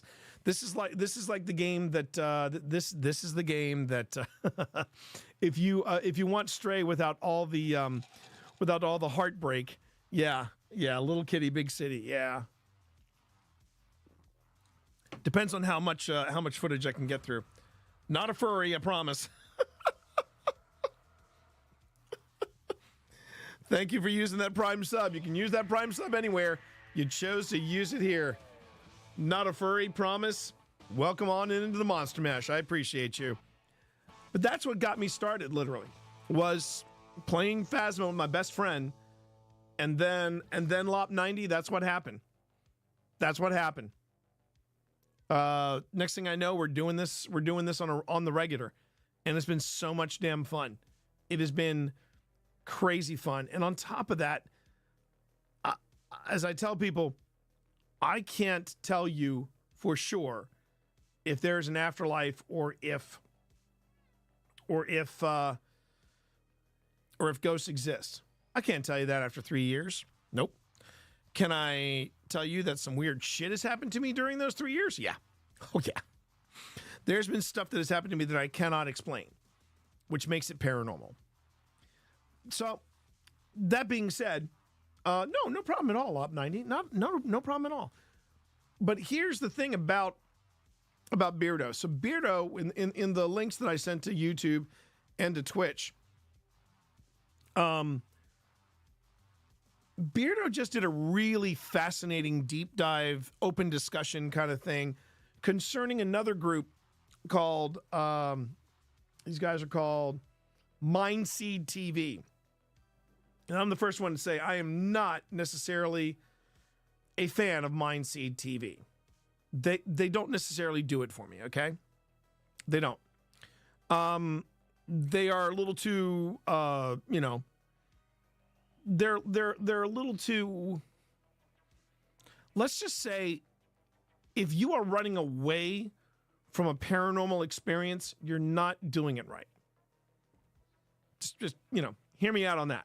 If you see something paranormal in the house and your instinct is to run out of the house or run away, you're doing it wrong. That's the first thing I would say about it. That's the sign that you shouldn't be doing paranormal investigation. But one of the things that Beardo noticed, and Beardo is not just a paranormal investigator. He's yeah, exactly. They are. One of them was wearing. You know, I remember there was one of the things that he did. One of the things that the guys did in Mindseed was they were. Now I will say the production value of Mindseed TV. I agree with Beardo. And I guess Beardo does the editing and stuff, and that's something that I do. I do all the editing for Old Spirits, so I notice things like editing and things like that. Which, again, I even did a shout out to the editors over at Doug's channel because man, the editing there is spot on. But Beardo was he's not just a paranormal investigator; he's a debunker, and he had debunked some stuff from Mindseed, which meant that Mindseed didn't particularly care for him. But there were some other things that were going on that made Beardo go, huh, I wonder whatever happened with this thing. So he looked at the stuff going on over at Mindseed on YouTube, and it turns out they hadn't posted any recent investigations in a long time, but they were still creating content. They were creating content like, here's our top 5 scariest places. Here's some top facts about, top 10 spooky cases on cryptids, on UFOs. And it seemed like they weren't doing much in the paranormal. Well, then Beardo took a step back and said, well, I wonder if other fakers are doing this, because he just comes out and just calls them fakers straight up. And he went on ahead and started hopping around to different people that he had debunked in the past, and he found out that none of them had posted anything. But then he went even deeper into their pages. And when I say not posted anything, they hadn't posted anything like in the ways of investigations. But they were still posting things like top 5 weirdest cryptid stories and top 5 UFO stories that are, too hard to believe and all these different things, right? And he started looking at their analytics, about how many views they would get, how many likes they would get. And he noticed that at one time, using Mindseed as an example, he even went to Sam and Colby. And on their channel, he noticed that there was one investigation that they did that had like 1.6 million. This was either Mindseed or Sam and Colby, I can't remember. But it had 1.6 million views. And then their most recent investigation had just over 600,000 views. And he joked. He said, yeah, only 600,000. But still, that's a 50% and some change drop off right there. And that, and it got him wondering, are people online? And there was a recent video that Pip saw a thumbnail for. We can't find it now, but it was a thumbnail of some dude who had been called out by many different debunkers for faking evidence on his paranormal channel, and he basically said, "Yeah, I'm quitting the paranormal. No one's watching." And I find that unusual because maybe people aren't watching them, but. And this is what Beardo was talking about. The other channels that aren't as big or as well known as Sam and Colby or Mindseed or Laney and Ben, those channels like Amy's Crypt, Paranormal Quest, those the Ouija Brothers, those channels were actually on an upswing. And yeah, exactly. And it made me stop and think. I mean, like the world of Mr. Gray. I'm looking at it right here. World of Mr. Gray, it's over. Are we desensitized to the scary paranormal? And he was basically throwing out there, well, maybe people aren't desensitized to it. Maybe they're just tired of the, as Aurelius likes to say, dude approach to the paranormal. Now, Cassie Hobbs, aka Val, we just did last month a weekend of some investigating and just celebrating the paranormal in a beautiful place called Clifton Forge, Virginia. And Cassie knows that is not our approach. And if you're around for the premiere tomorrow, you'll see our approach. But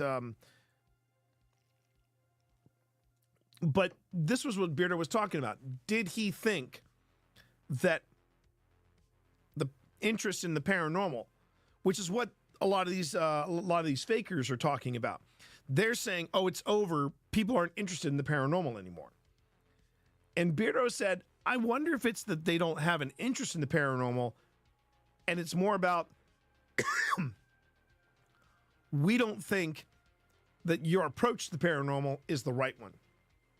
Oh, hell, not the dude approach. Yeah, exactly. So the good news, liqueur, I don't do that here. I don't. But this was the response that I gave Beardo. I said, "Hey, Beardo, T. Morris from OSI, so big fan. I love your channel, love the content.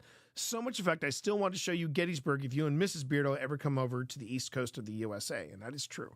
I really want to take Beardo and his wife to Gettysburg because Gettysburg is just, it really is the ultimate hype for a paranormal investigator. It really is. So I go on in the comment, but I have to tell you, this is a long comment, so everybody strap in.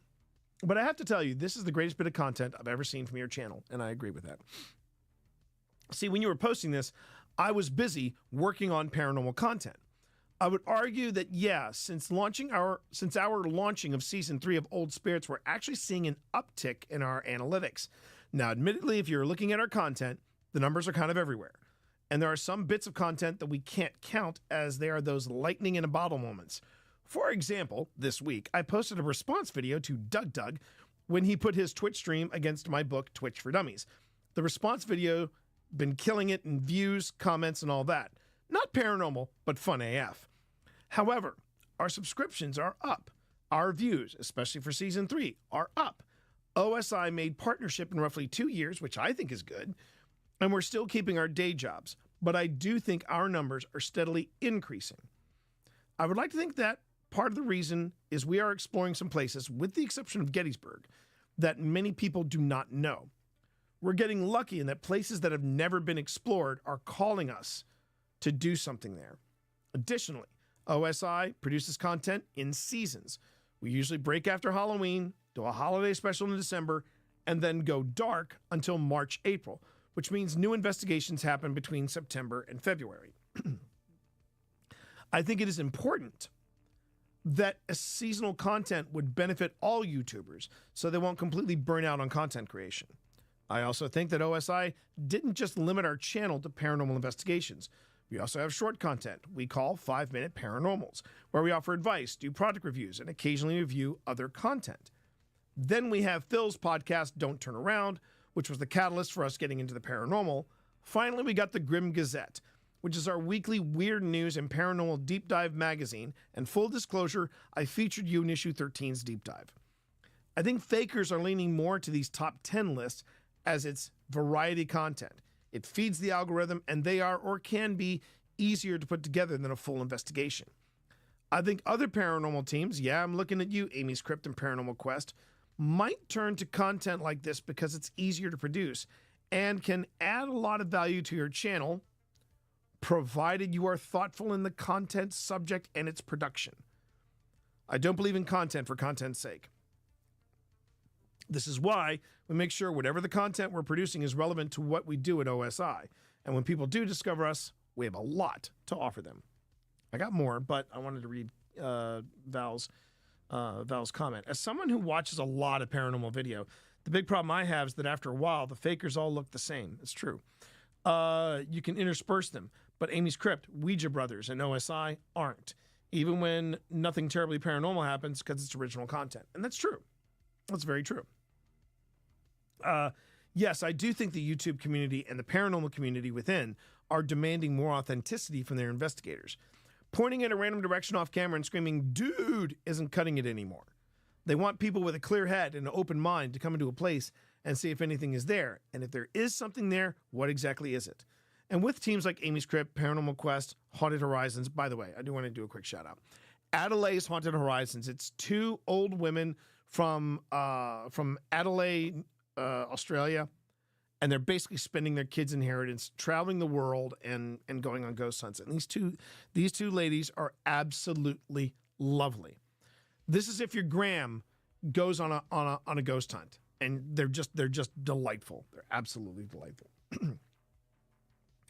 And with teams like Amy's Crypt, Paranormal Quest, Haunted Horizons, and many other teams this size or smaller, hi, OSI here, there is that level of forgiveness if you find nothing.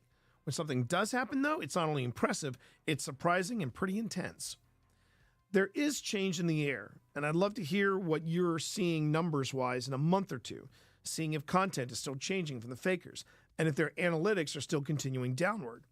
On the other side of this topic, I'd like to see if numbers for the smaller teams, the ones lacking a few million subscribers, are on the up. And as for us at OSI, we're still going to do what we do because we're having a blast doing it. Thanks again for the video, Beardo. As you see, I have thoughts. So there you go. I dropped that in Beardo's on Beardo's stream / comment stream, what have you. I'm moving the cat here. I'm sorry, buddy. I got to get to the mouse. I've got to get to the mouse. And we'll see if he responds. But if you want to take a look at bless liquor.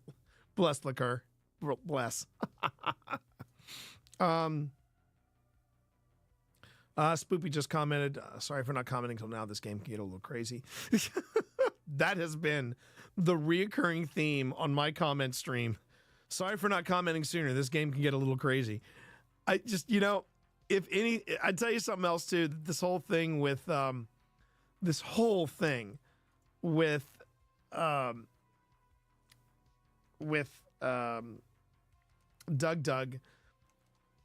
putting his stream, his very successful stream, against my book. One of the things I think has been funny is how the Doug community took these tiny little things that I never thought anything about, like this game can get a little crazy. That's why I didn't respond to you in chat, and the I see you, and you guys just freaking ran with it. Absolute joy right there. Absolute joy. Okay. So I'm going to take you somewhere. I'm just going to be straight up, chat. I did not know what to do with you all tonight. I honestly did not know where I wanted to take you all, because pretty much I reviewed everything for Antietam and for Wayside. Now I just need to sit down and start assembling episodes. And while that sounds interesting, in what Aurelius would say, oh, I get to see how the sausage is made. Well, yeah, but, it's interesting up to a point. And I just want to make sure that whatever I'm showing you all, you guys are good. Oh, this is interesting. I didn't realize I had organized it this way. This will be very interesting then. This will be hella interesting. Okay. I can show you some fun stuff, though, but I'm going to select this folder. But one of the shows or one of the investigations, I should say, that we're planning to do, it's a place that people have done often, but the setting for this investigation is going to be very different from what we're used to. So, last May, Phil and I went off and we went to an event called Pennhurst Paracon. And it was there where I met Jack Osborne. And let me tell you something. They say they being people, I don't know. You will hear people say, don't ever meet your heroes, right? Something along those lines. But I got some news for you. I met my heroes that weekend. And one of the heroes that I got to meet was in fact was Jack Osborne. Jack Osborne could not have been a nicer individual. And he really is all that in a bag of chips. I absolutely loved Jack Osborne. So I'm going to see if I can't import in these 4 folders. And we'll see how this goes. I have another one here too. Oh wait, hang on. Day 2. I'll hit shift on that one. Yeah.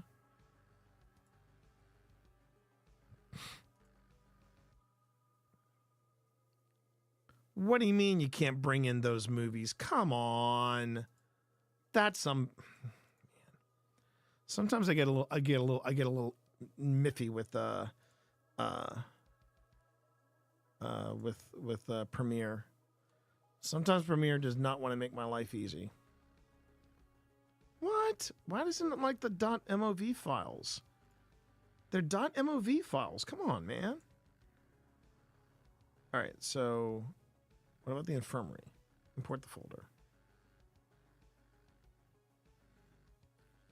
It could also be, I don't know. Sometimes Premiere just gets a little wonky. If there's anything the Doug community is great at, it's taking the most inconspicuous and turning into a meme. Thank you, Ramirez. Yeah, I noticed. I did notice. And for saying that, please remember wherever you go. I see you. I see you. How you doing, Ramirez? It's been a while. I found the clip, T. Okay. Just going ahead and you can either turn it into a clip, and I'll look at it later on here, or you can just you can get it to me at another time. And sometimes we laughs about it for months. Well, no, seriously, this was a lot of fun. And the other thing too that I think it's worth mentioning. It just, it's, you guys have also been very welcoming. And when you come over here, it's not all about, because I did have another monster raid from people, and they would go on ahead and they would talk about the person that they raided from, but they wouldn't be participants in this particular sphere. And that's the thing I like about this particular, I guess you could say, cultural exchange or chat exchange, whatever you want to call it. People from Doug have just come on in and they've just jumped in. The water's fine. And I know a couple of people from, the original Monster Mash have been checking out Doug streams and they're like, oh my God, this guy's great. And I don't mind saying it. I mean, I turn it into a bit of a joke, but honestly, my wife loves what Doug does on his streams. And one of the things that he joked about was, yeah, you could do a section with me where you talk about this is what you don't do on a stream. And I'm like, no, actually, I think I would have an entire section on just called I Do What I Want. And that would be the Doug. Because what I've noticed about Doug is that he has like he gets these massive numbers into his stream. But then he turns around and he still is able to make it, he's able to make his stream participatory. That's a real accomplishment. That is a real accomplishment. Okay, I got 8, I got 9, I got 10, and then I've got the Mayflower. Okay, let's see if I can get the Mayflower in here. What do you mean there's nothing in the Mayflower? What? Hang on. Sorry, chat. Let's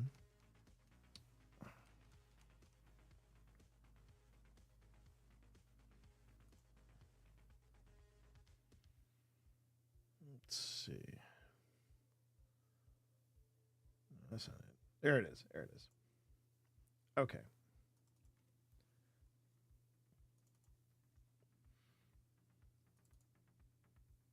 I have nothing in here from Mayflower? Okay. I didn't realize that. Oh, but I got a lot of stuff here. Okay. Doug is also a master at engaging literally every person in chat, too. With all the crazy stuff he does, he's a master at engagement. It helps he is great at the code. And you see, that's the thing. That's the thing that I noticed is that what he brings to the Twitch sphere, if you will, is that he actually creates code that has an impact, or chat can basically have a say in like how it interacts, and that's neat. That's a talent in itself, and I'm in awe at people who are able to code like that. Wait a minute, are you kidding me? Are you kidding me, man? But it brought it in. Bizarre. Okay, so we're doing something a little different here tonight. We're doing something. He also publishes the code, which I know some people don't like sharing. That I could see. Okay. All right. So before we jump into this, before we jump like headlong into this footage from Pennhurst Paracon and from Pennhurst in general, I'm going to go on ahead and I'm going to take a quick break, and I suggest you do the same, because we've been at this pretty intensely. We're coming up on 2 hours, and chances are, if you haven't, I'd like for you to go on ahead and stretch your legs. You know, walk around, get the blood flowing. Roll the shoulders out, because sometimes I catch myself hunching, so I got to roll them shoulders out. I got to get this guy right here some pumpkin. And if you're curious as what I'm talking about, yeah, apparently cats love pumpkin. Like pumpkin puree, like stuff you would put in a pumpkin pie. He loves it. So I'm going to go ahead and I'm going to make it's time for a 2 a.m. walk, even if it's just around the house, my man. Even if it's just around the house. But do yourself a favor, you know, if you haven't taken your meds, please take your meds, especially if it's 2 a.m. Get yourself some water, because I also have to hydrate. Make sure you hydrate, and just take care of yourselves. We're going to take a brief break, but when we get back, this guy will have his pumpkin, and I'm going to take you to a place called the Pennhurst Asylum, just outside of Philly, PA. We will be right back, everybody.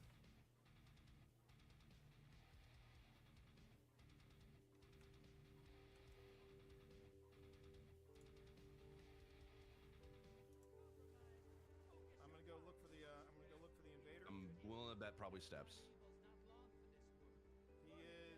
Because I am at drill and he is not here. Heading over there. I don't see him.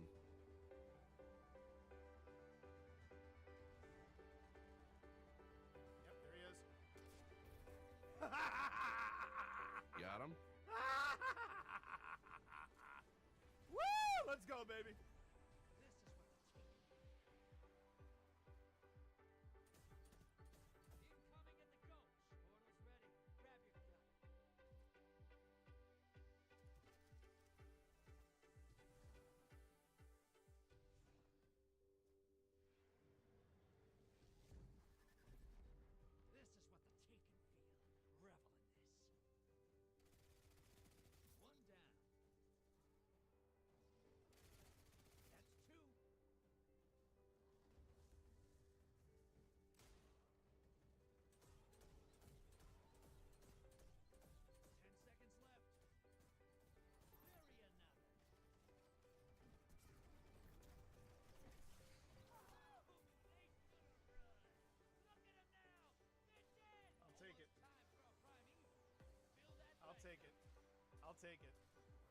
I'll take that. That felt really good.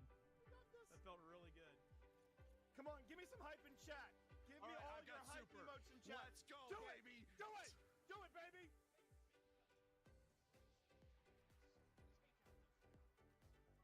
All right, I've got a super going. All right, they are right in front of you. Throw it. Hit it, baby. Yeah, Hit it. I got some, baby. Oh my God, he got him. I'm chat, here can to we see get it. some hype in chat, baby? I got another one. I got another There we one. go. Let's go. All right, I don't care. I'm camping spawn right now. It's a black guy doing this. And I'm back, baby. All right, let's kill this primeval and go home. Yes. Woo! All right, melt the primevals, fire team. Melt the primeval. Let's make this happen. Let's go. Oh, I'm dead. Let's melt this, baby.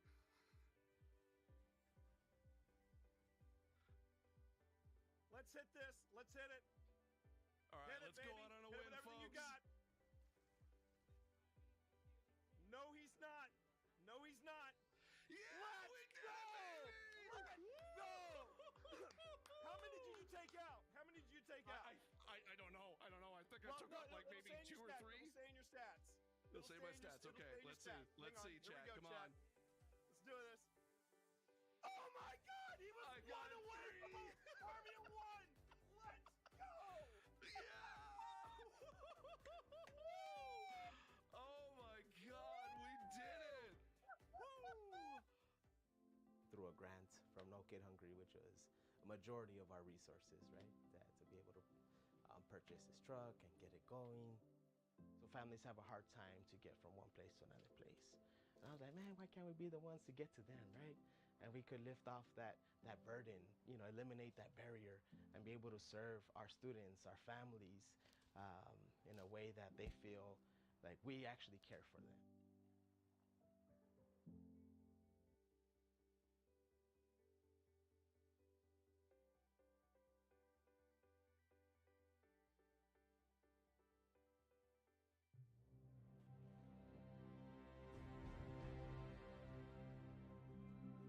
Hi, I'm Steve Saylor, aka Blind Gamer Steve. I'm a content creator and accessibility advocate and consultant in the video game industry. My name is T Morris. People call me T. They call me T Monster. I also go by Twitch Dad. When I started looking into wanting to stream, I had known this dude here for about, I think about 10 years at that point. And so I reached out to him. I was like, hey, you know what? I know you play Destiny. Would you be cool kind of helping me and guiding me through the game? I've never played it before. This is when I gave you a little bit of honesty. I said, are you sure you want me? Because you see me play, so you know how bad my aim is. It'll be the blind leading the blind. And he went, that's what we'll call it. All right, there's the Traveler. There's the Traveler in front of us. Let's go. Walk forward. Walk forward. I want you to enjoy this. As someone who has a disability where it affects my vision and it is hard for me to be able to play games in general, having someone take the time and guide me through being able to play a game and not try to rush me through things, that meant the world to me. Where's that? All right. Oh, there he is. In any other game, it's usually people don't want to play with a disabled person. Whereas with Destiny, I can jump in with T, I can jump in with my friends, and even when we just jump in with random blueberries in the community, we can still be able to help each other out, and that's why I love Destiny. Did you shoot my friend? That was a bad choice. It's all about being able to reach out and pick someone up and being like, we can do this together. And that is being a hero. It's being able to lift everyone else up. It's not about you. It's about the fire team. That's what makes a good guardian, is when it's about reaching the end goal and reaching it together.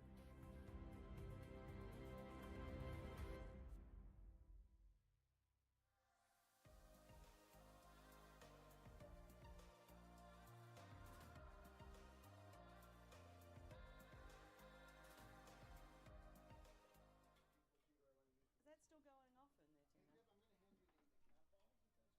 I would like the cat balls. Someone needs some cat balls. What was that? What was that? Someone needs some cat balls. You have. What is that? What is that? Do you hear that, Pet? It's a very wow. Hang on. It's a very rushed. It sounds like a rushed whisper. Someone needs some cat balls. Yeah, I thought it was something on the floor, but it's not. Someone needs some cat balls.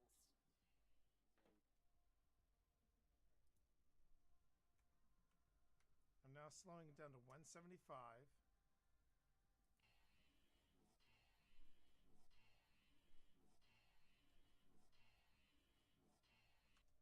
I'm hearing turn around. Does anyone else hear that? Turn around? It's not quiet on this side of the REM pod. Oh no, I can. We can all hear it. We can all hear it. I want to try something. Let me try. Okay, so Steve says I'm going to try something.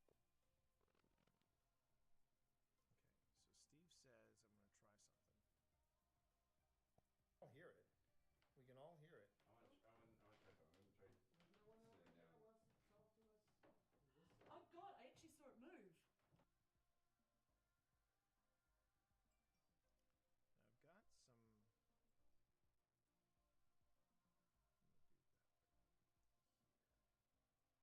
And then I'm going to drop that in and go shadow. Please make my shadows black so it pops a little harder. 100% opacity.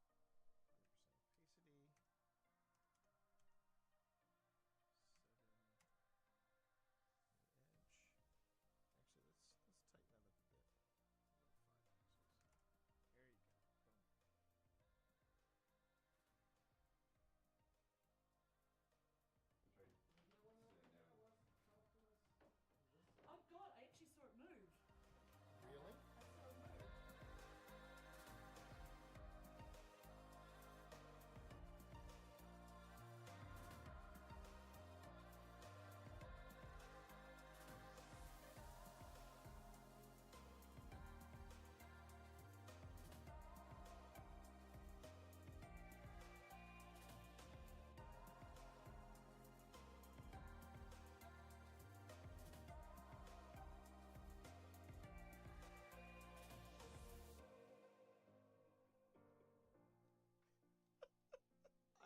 I have never seen Sebastian with that look on his face.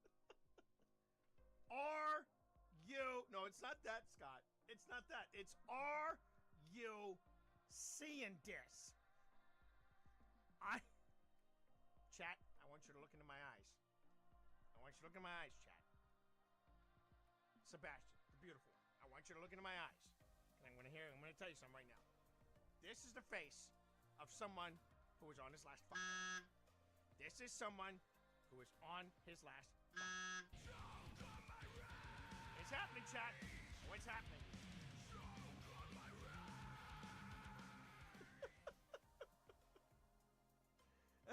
And here I was worried that I didn't have anything to do on the stream, and I think I've got it now. It's just basically GamerCat Cam. He's turned back into his teen years. I know, right? Benedict, are you okay?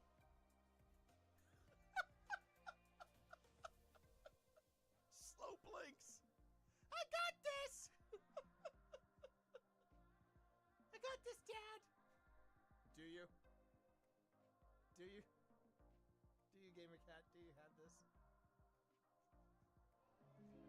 Sometimes they're just so tired because they haven't had anything to eat that they'll just put their heads down and go to sleep. I never really even consider students going hungry. A lot of times they don't want to tell you because they're embarrassed. When our school district started offering meals regardless of income, kids feel just as valuable as the child next to them. No Kid Hungry helps schools get the supplies they need to feed kids. Food is the most important school supply.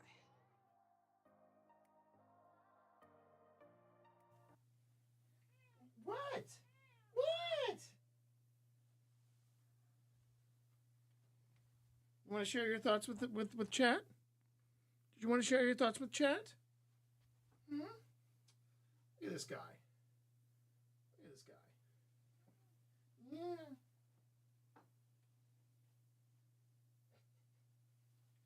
Man. I come in here with food, and he's like, hey, hey, hey, hey. How you doing there, Mr. Crow? Welcome to the stream. Good to have you here. That's Benedict. Aquarius, good to see you as well. How's everybody doing? Oh my God, ZG. Oh my God, ZG. Did you just see the video? Oh my God, you probably had never seen that, had you? Oh my God, dude. Wow. Welcome on in. All right, everybody. First off, for those of you who are in over at YouTube, hi, how are you? My name is T. You can call me TT Monster or Twitch Dad. For those of you who are on Twitch, you know me as TT Monster or Twitch Dad. And where we are going tonight, I am taking you all to a place called the Pennhurst Asylum, just outside of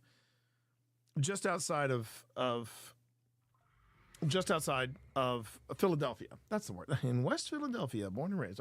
It was in there. It was there. Oh my God, I did not realize that. Yeah, so my buddy Steve the Blind Gamer. I don't know if you ever saw me game with him or if you ever met him, but Steve the Blind Gamer calls me up one day and he says, "How'd you like to do a video for Bungie?" And they flew us out there. We were all pretty much just coming out of the pandemic, and it was supposed to be part of the Heroes Welcome campaign. And this was the thing that was started up by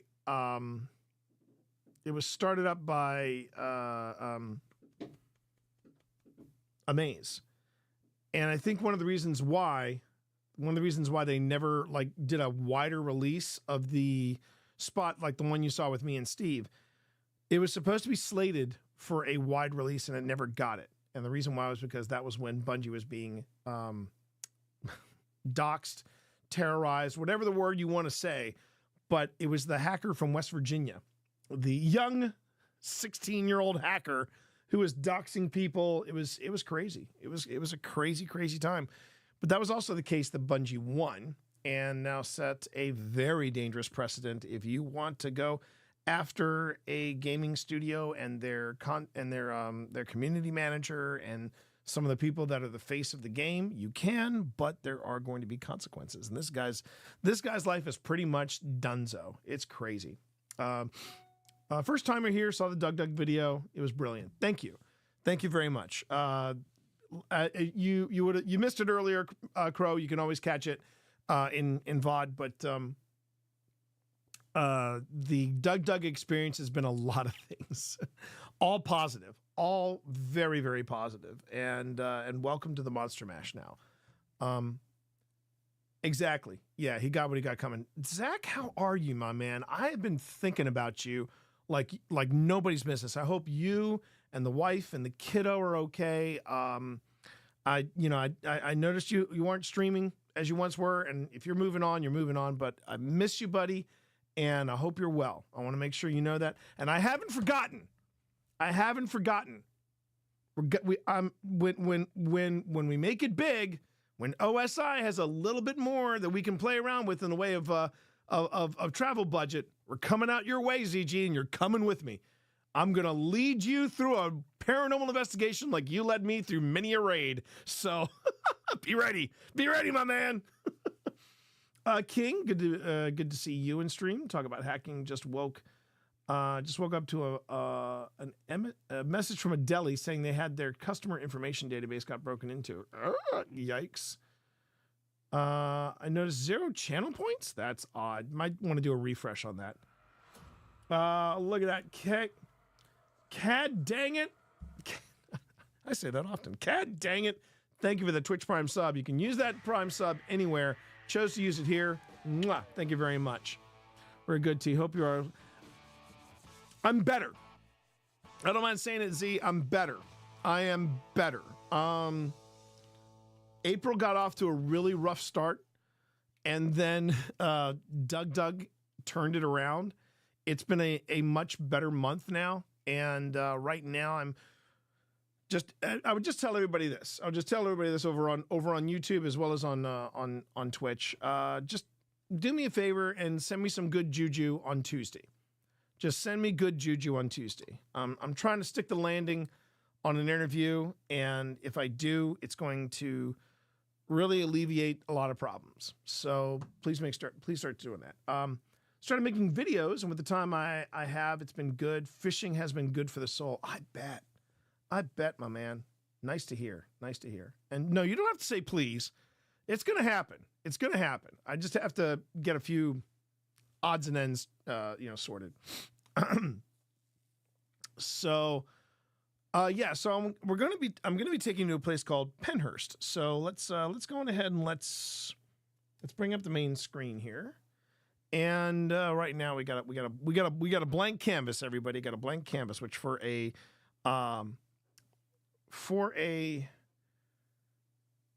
video editor, a blank canvas can be dangerous. But I want to see real quick. Okay, so what's it saying that I do have? See, it said it didn't import these, but it did. That's just odd. 1, 2, 3, 4, 5, 6, and I'm looking. Okay, I'm looking at 6 of them here. Okay, so I have not reviewed any of these videos. So let's take a look at what we got here, and then I'll tell you a little bit more in detail about what this area, what this place is.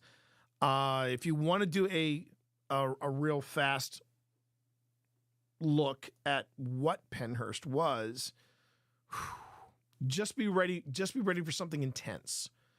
It was and still is known as the shame of Pennsylvania. I should tell you something right there. The shame of Pennsylvania. If it wasn't the shame of Pennsylvania, it was the shame of Philadelphia.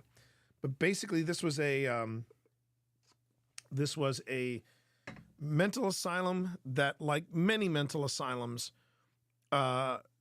things were good until they weren't. That's a great way of looking at it. I want to keep existing settings, so let's keep the existing settings. Perfect. Okay, great. And then we are going to. I'm going to pull this up, and I'm going to put in video only up here. So, chat, when you work with video like this, that's coming from an iPhone, right? Let's go say what up. When you're working with footage like this, you want to make sure that that the cat does not nudge your hand so that it puts the video out of sync. You want to make sure that first off, your video is fitting properly. That's the first thing you have to do. So we go to, you're going to see me do this a lot, scale to frame size, and that's that. Now, I take the footage underneath, and you might see people do this on various shows and different things.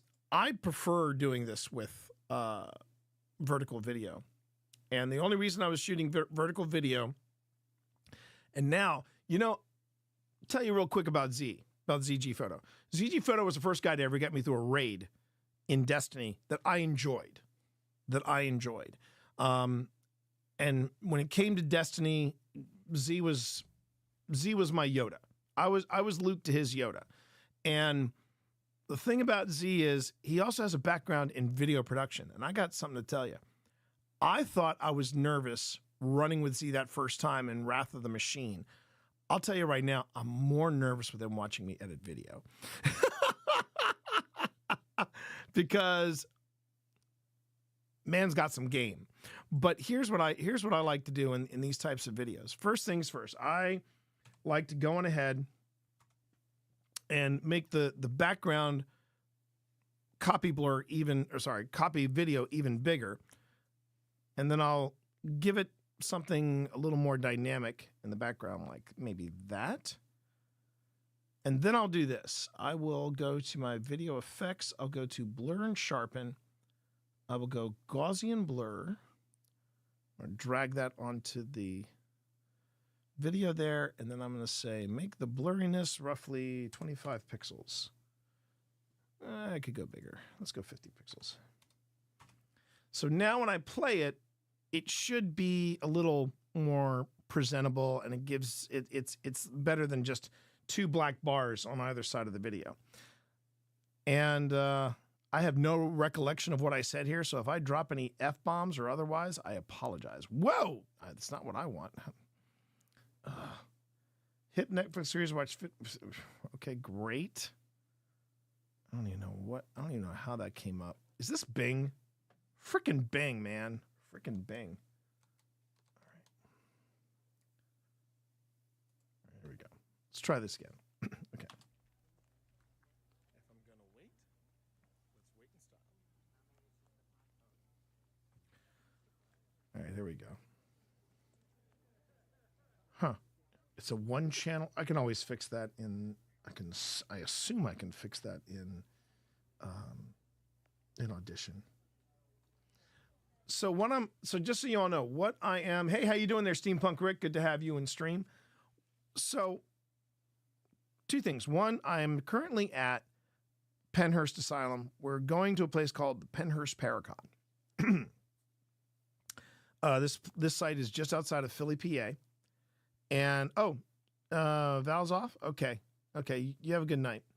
And I am currently standing in line and I have running an app called GhostTube Seer.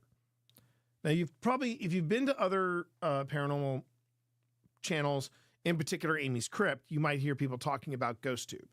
So Amy and Jared, the two people that host Amy's Crypt, they're the people that design and develop GhostTube. So this is an app that is designed by paranormal investigators for paranormal investigators. And everyone has a different opinion about the GhostTube vanilla app and things like that. We did a review of it on OSI and we love it. We love it. Now, it's not the only thing that we use when we're investigating, but in this case, it's all I had.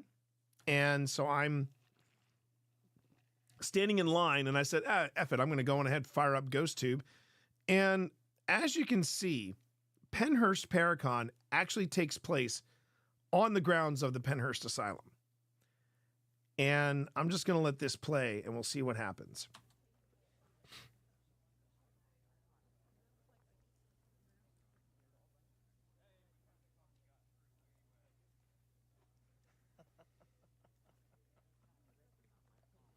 Mm-hmm.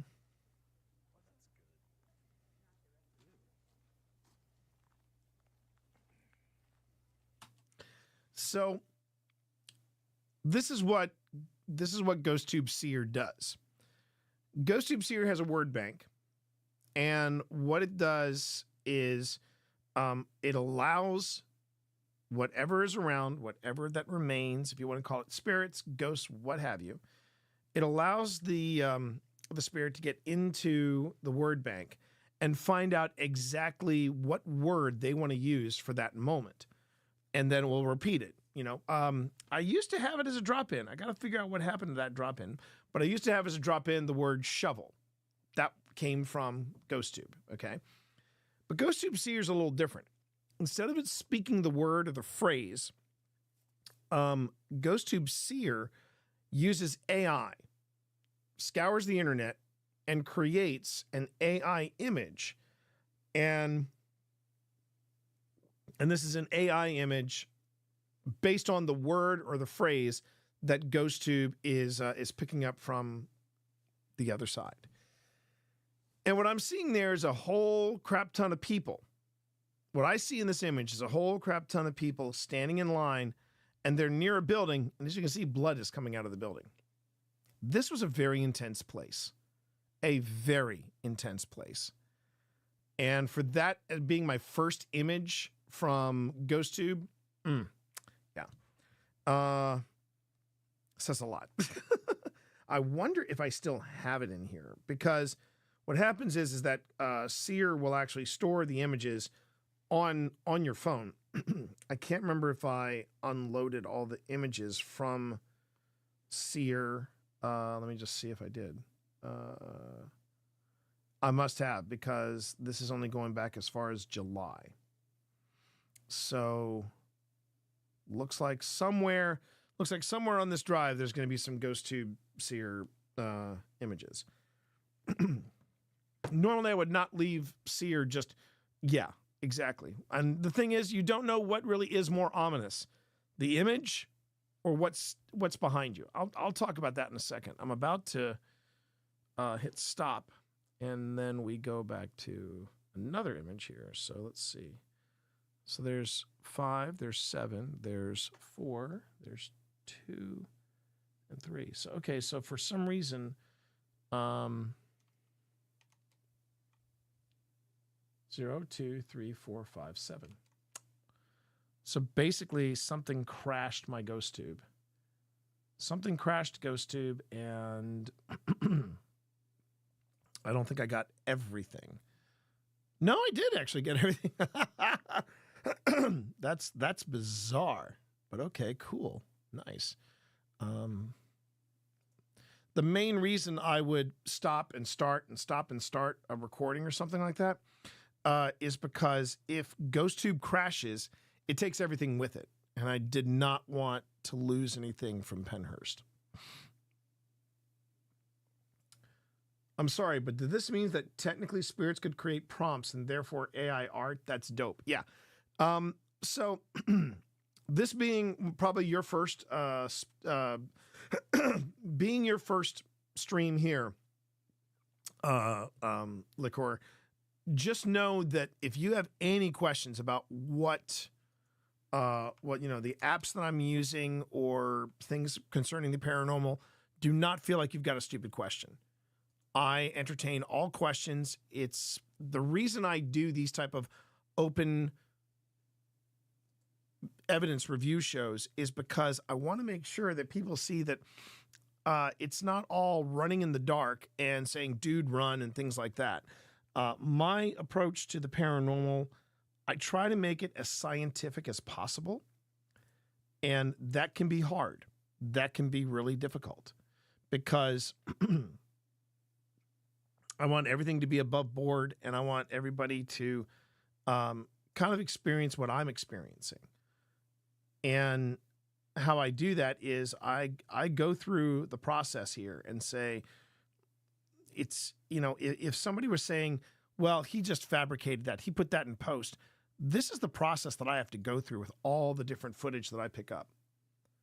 And the ghosts are taking our jobs. I just want to make sure that people get an idea that when you're shooting all this video, capturing all this audio, somebody's got to review it. Somebody has to review it. And this is the process you go through. All right. So I've put together 3 of the sequences here that I've recorded on GhostTube. Let's see what happens. So this is the first. This is me standing in line trying to get into Pennhurst Paracon. And it looks like it's mono, which is weird, but oh well. But yeah, you've probably seen it on some other ghost shows where people have been, they'll have something like an Ovulus or a GhostTube app, and it will suddenly say a word.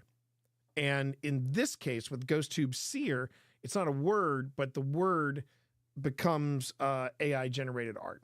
So that's the idea. I don't mind asking stupid questions. In the worst case, it's still a funny moment. Fair enough. There is a beauty to Pennhurst. It's a beautiful place, but man, I am not going to lie to you. I felt like 1,000 eyes were on me, and they were all watching from the windows. During the day, that place terrified me. It's on my list to investigate at night, but it's not what I would call a priority. Okay.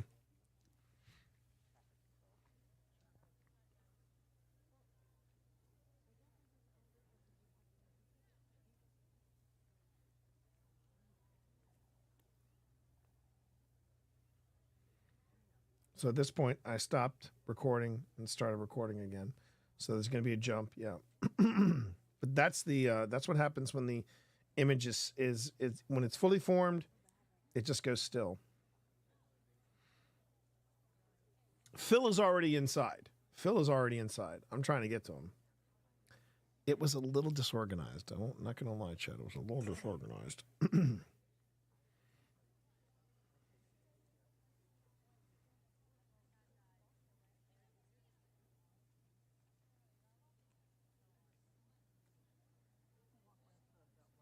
And they were packing them in. That's the one I got as well. I think we can go there. The let's go as a group. There's more. I forgot about this.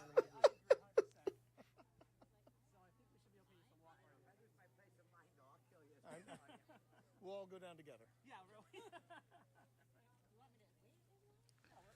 But yeah, they were basically. So I had a VIP pass for the weekend. Phil and I had a VIP pass for the weekend. But unfortunately, when they were bringing everybody in, they didn't tell people who had VIP passes where to go. So pretty much people who didn't have VIP were getting VIP entrance. The VIPs were supposed to be able to get in an hour before, but they let everybody in an hour before. So yeah, some of us VIPs, we were a little pissed. All right, so now we're a little closer in.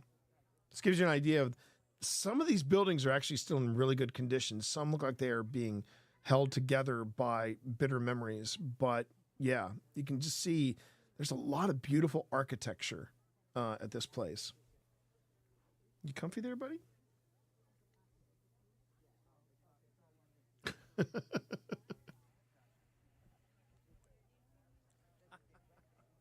Okay.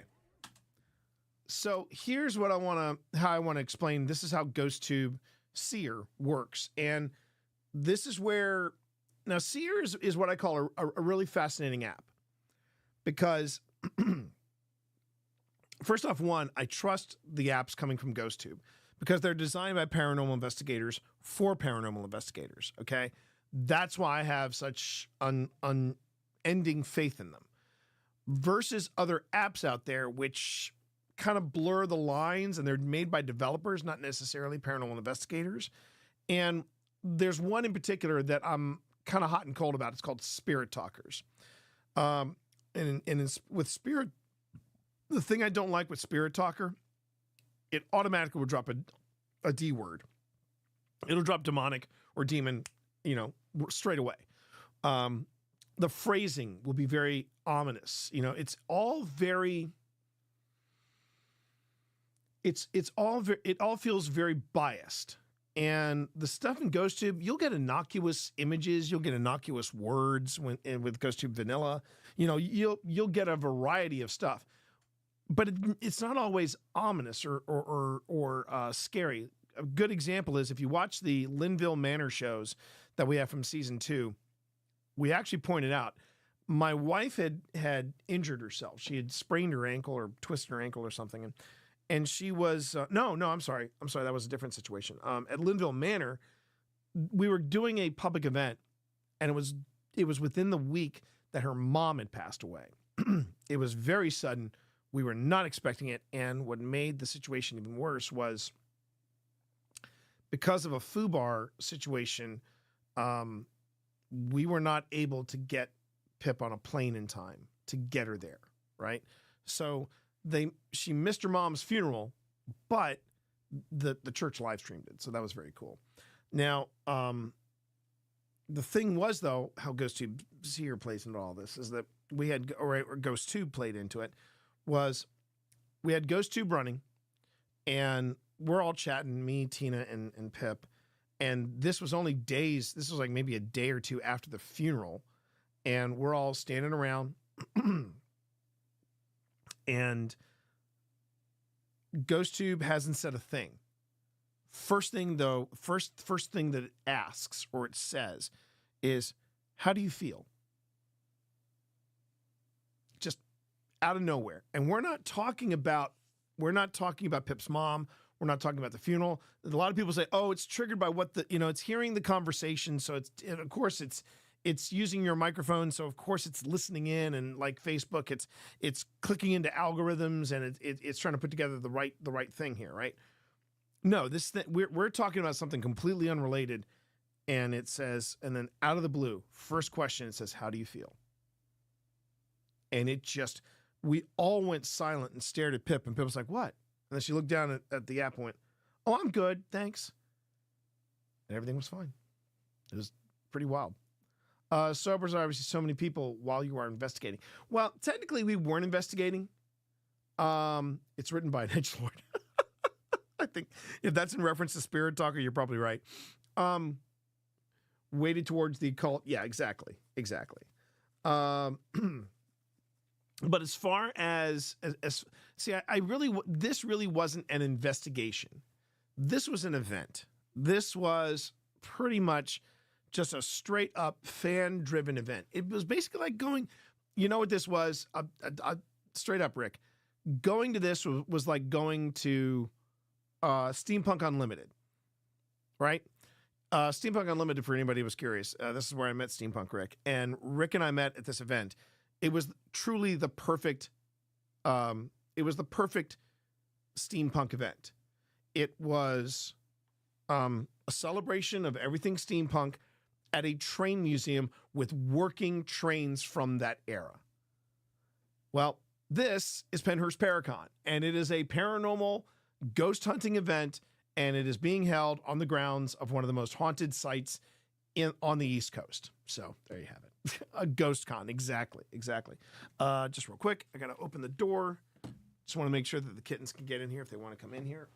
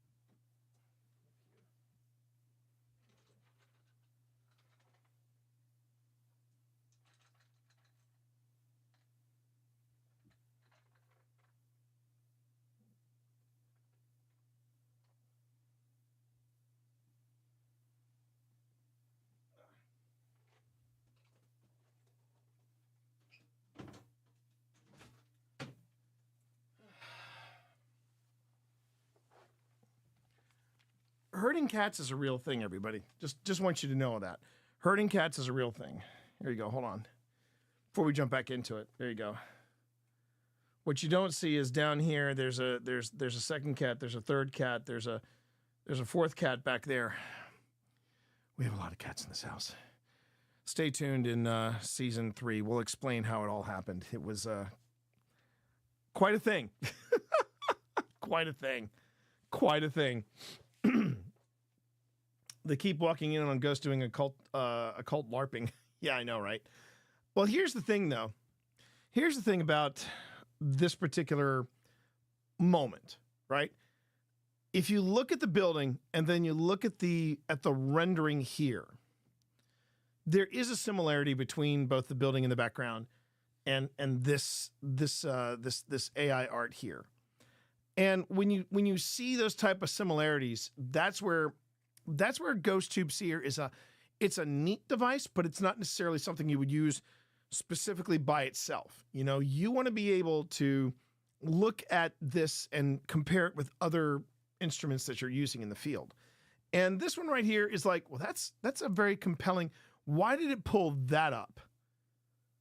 Just as I'm pointing at this particular building, you know? So yeah, I find that fascinating. And that's why you hear me chuckling in the background.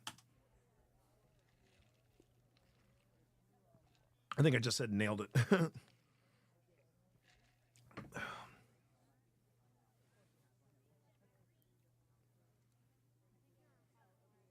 here, I bet you have a lot of questions.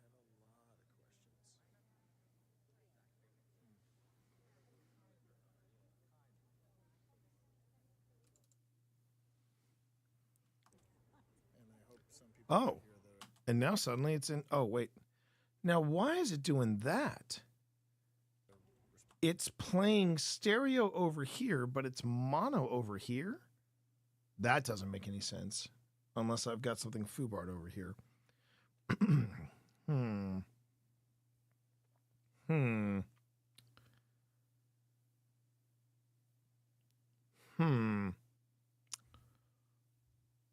Okay. I'm going to get to your question in just a second, Aquarius. I need to try a quick little fix here to see if I can figure out why the thing ain't working. The thing ain't working, chat. I hate it when the thing doesn't work. So let me just see this real quick. Let me go to... Did everybody get enough? I hope so. Goes to 4? Yeah. Okay. All right, so I'm going to drop that in there. And this time I'm going to say change sequence settings. It's still playing in mono. Damn it. That's not what I want. Cat, what are you doing? I just gave you food and treats. And treats. And you're still looking to mix it up with me, aren't you? All right. Hang on a minute. I got to figure out why this isn't... Toggle sync track. I don't want that. Voiceover record.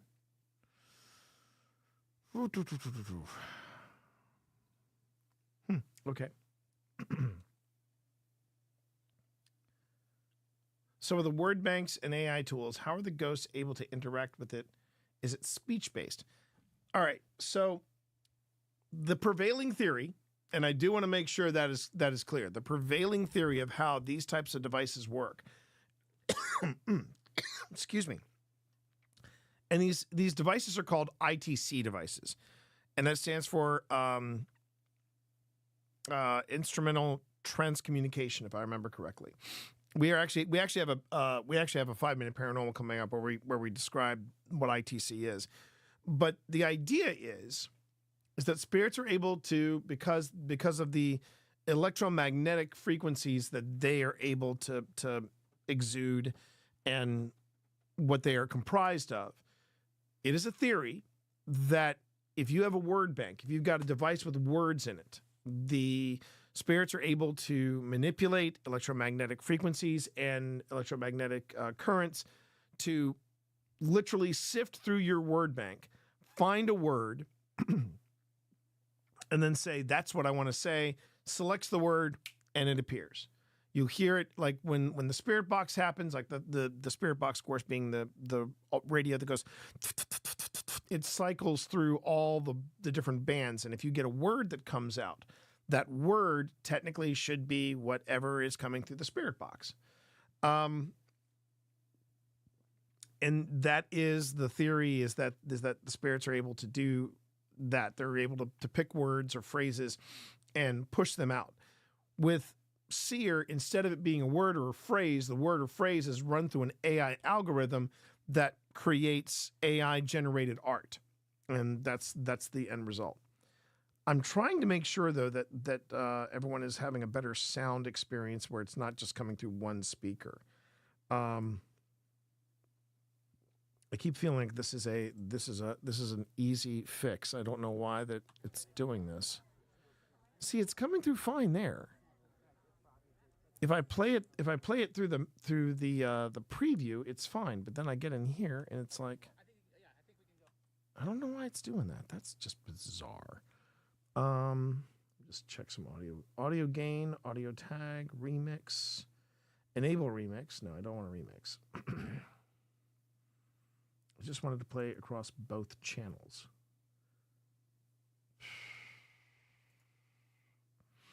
No. Do I think older ghosts would have more trouble using them? Technically, they don't. They don't. I mean, one of the things I find impressive about GhostTube is they've taken it to places overseas, and where they've taken it overseas, they're able to not only have spirits communicate in their native language, but they will ask a question. They'll have like Google Translate or something speak what they just said through like Romanian, for example, and then GhostTube will go on ahead. GhostTube Vanilla will go on ahead and it will find a word in the word bank of that language with a translation underneath it. It's wild. I mean, it's a very. I'm really impressed with what they do. I'm really impressed with what they do, Jared and Amy. I don't know how they do it, but whatever it is, they're doing it right. They're doing it right. Okay. No, I don't want to do that. Jeez. I don't think it's a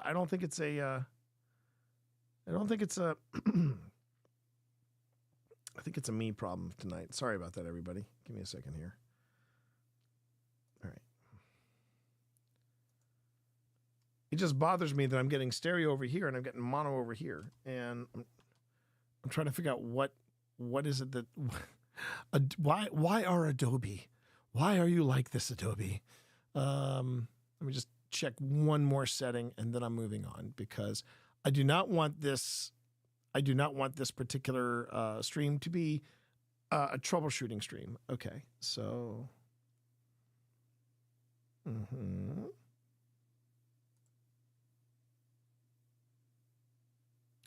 okay.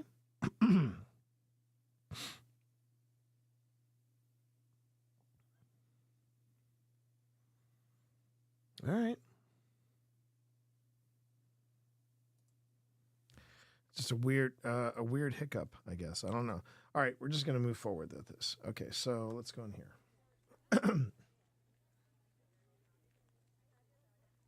Yeah, that's where it kind of boils down to, Rick. That's really what it boils down to. Spirits are energy, intent, and that's what's supposed to make it work.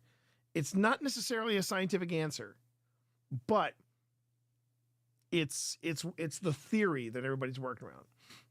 They have the same capability to use it, but completely, I feel like they might have trouble understanding it. Well, Aquarius, it's funny that you say that. Maybe they pick up stuff over the years. And it's funny you should put it that way, because if you watch the CBS comedy Ghosts, that's kind of what's going on. There's a Native American who is part of the ghosts that are trapped in this house. And he's got all the colloquialisms because he's been paying attention to television and to radio. So he's way hipper than the other ghosts from his time. And that is another theory that people talk about. It's like whenever we're at somewhere historical, we always keep in mind, it's like, try to avoid saying things like, "Oh, that's awesome," or "That's cool." We just say, "That's good. That's acceptable.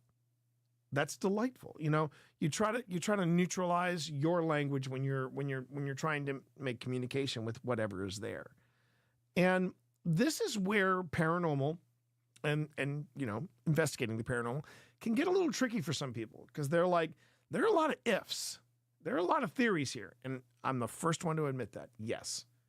There's a lot of theories. There's a lot of questions, and just, okay, and that's why I tell people, look, if you ever go on a paranormal investigation, like if you go on a public investigation, this is not what I would call a public investigation. This is an event. This is just a straight up event.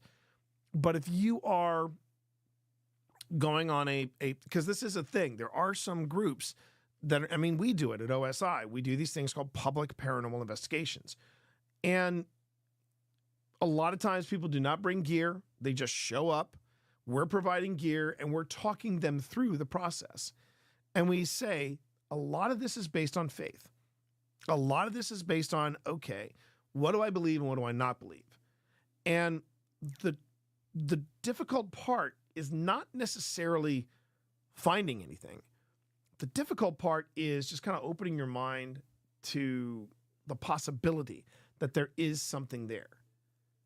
And you might go somewhere, and it's like, going back to an early analogy with the ZG photo, it's like fishing. You could cast a line for 3 hours, and 2 hours and 45 minutes, nothing's going on. Absolutely nothing is going on. But then you had that 15 minutes of what the hell was that? And it's those 15 minutes, is that tiny little pocket of time that paranormal investigators really, really work for. And that's the best I got for you. And if you're wondering, why does he do this? Well, one of the things is that I love the history. I love the history deep dive in some of these places. It's amazing. A place like Pennhurst, it's a little dark. It can get dark. But then there are also these magic moments where, pardon that pun, there are these really magical moments where you catch something or you uncover a detail and there is relevance to it. And that is amazing. Which is why, again, to echo the developers of GhostTube, you should never use any of these devices by themselves. You should be using them with other devices. Now, the reason I'm doing this with GhostTube solo is because I'm standing in line. I'm just killing time. So,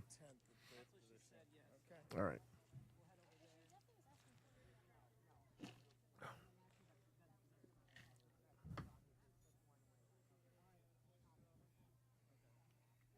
Well, that's a beautiful way to put it, Rick, and I hope you're right. Okay.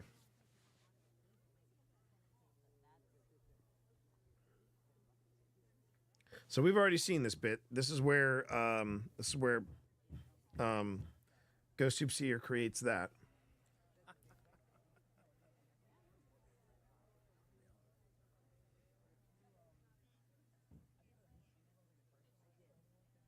There is a real beauty to the place, but it is also very chilling. Very chilling. And I'm sure whatever's there. Yeah. Like I said, every time I walked by these buildings, I just felt like 1,000 eyes were staring at me.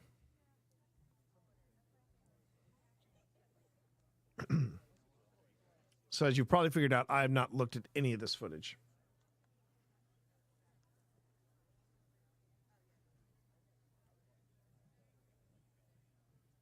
I would be genuinely shocked if we picked up any EVPs from just standing in line.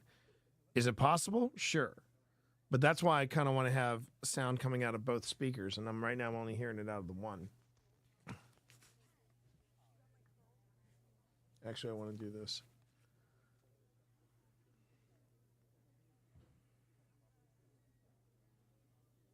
The buzzing is not paranormal. The buzzing is whatever their equipment was they were using to buzz people in or scan credit cards or something. It was a very disorganized opening to this event. Apparently what happened at this event was they were getting ready to bring everybody in, and then the servers that they were using to run people's credit cards crashed. Now watch this. Watch this image that comes up.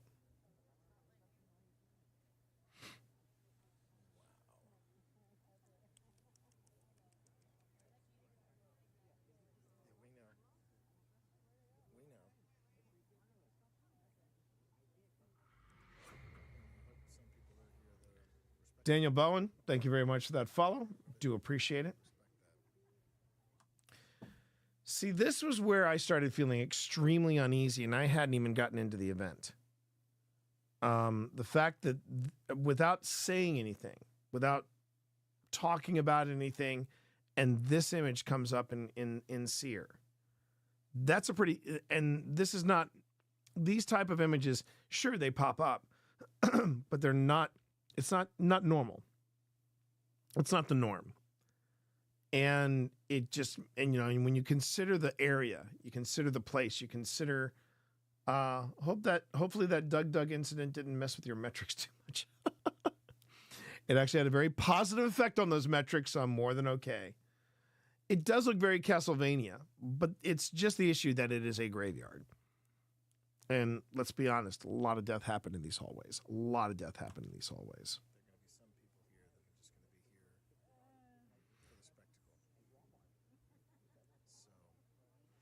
I know, and that's the other thing too. Some of the images that GhostTube create, oh my God, there is a real beauty to some of them. There's also some images that GhostTube creates absolute nightmare fuel. Absolute nightmare fuel. All right, so we have another clip here. And then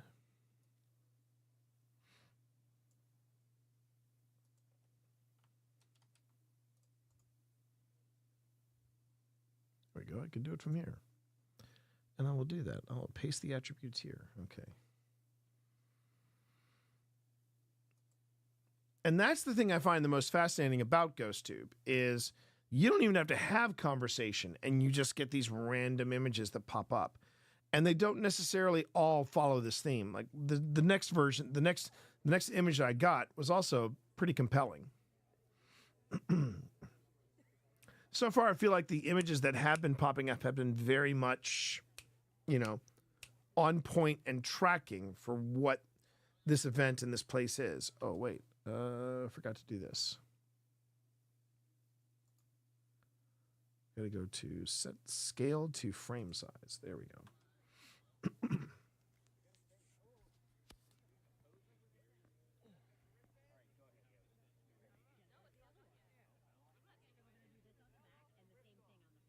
Yeah, I think I'm carrying my phone in one hand, and do the ghosts also pick the style of the picture?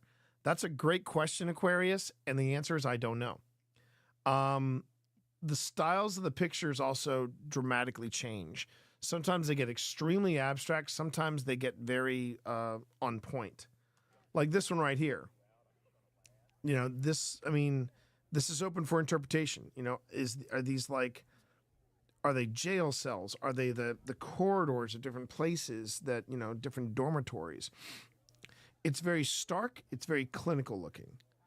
And this is why I tell people, I like what GhostTube Seer does.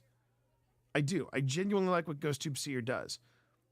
But it really can't be used by itself because the images and everything that's involved with GhostTube Seer, it's all open to interpretation. And it would help if you had like another device running alongside it that was maybe, saying words along with it, whether it's a spirit box or whether it is a paratech or something like that. That was 5. So we're now up to 7. I think that might be it. 4, 1. There was 0, 2, 4, 3, 4. Wait, did I miss 3? Oh, it looks like I missed 3. Hold on. All right. I got to go back a bit. Oh, no, I got 3 in there. Okay. So it's saying I got 3 in there. That's odd. Okay, 1. I got 1. I got 0, 2, 3, 4, 5, and then 7 is the last one. Okay. So we go to 7.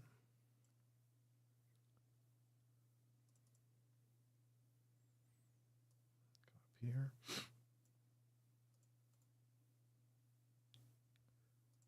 Copy. Paste attributes. If I look grumpy in that video, it's just because I was late. Oh, that's what it was. Oh God, it's all coming back to me. Phil and I, we had driven all night. No incidents, no worries, no complaints. We were doing great. We are literally in sight of not just the hotel we were staying at, but the lobby. And I took a turn a little too sharply, and I wound up impacting the curb, and I screwed up my tire. So I had to limp to the closest garage on a Saturday morning, and they had to. Now the good news was I didn't damage the wheel, but the tire was totally foobarred. So I had to get a brand new tire. And then and Phil took an Uber to get here. So yeah, I forgot. That was how I spent my first morning of Pennhurst Paracon at a garage swapping out a tire. Oh, that was rough. I am curious about that too, Daniel. I am very curious about what they use to train the device on. But it really is a very neat app. They have great apps too. And the beautiful thing about GhostTube, both vanilla, well, not just, well, there's GhostTube Vanilla, there's GhostTube Seer. They've got their own like portal device called GhostTube Vox. And then they've got GhostTube SLS. Now, I'm not a big fan of GhostTube SLS because that's the one where people are seeing stick figures, right? And I'm not a fan of that because it's basically the same technology that Kinect was based around. And I had an Xbox Kinect. It was not what I would call the most reliable of technology. So, I'm not big on SLS. And Vox it's very particular about how to set it and things like that. I would prefer using an actual portal or using Phil. Phil actually has a homemade portal, and we're supposed to make one this summer. And what the portal does, when you listen to a spirit box, it goes. Well, what a portal does is that it runs the spirit box through a series of filters, basically reverb, delay filters, pedals you would use for guitar playing. And it basically filters out the. So the only things that come through the speakers are the actual hits. So that's it. What a way to get into a good mood. Yeah, I know, right, Liquor?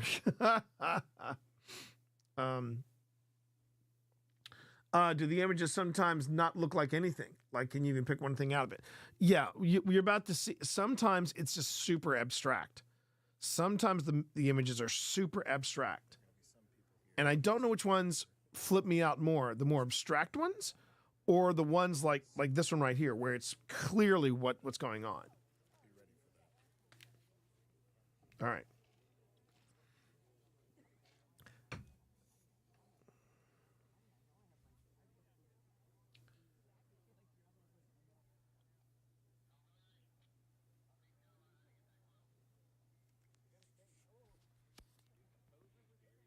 Yeah, that's just me messing with our I was coming in with a camera. The camera was on a tripod. My arms were getting sore. This is before I was getting into boxing on Supernatural. So, now I think I'm ready for it. Like this one right here is a little abstract. I really wasn't sure what they were going for. Whether the trigger word for this image was it prison? Was it hospital? Was it clinical? It could be a lot of things. But, I look at that image and I know that when we eventually got into Pennhurst and we got into some of the buildings at Pennhurst, some of these images some of the corridors didn't really look like this, But it was fascinating.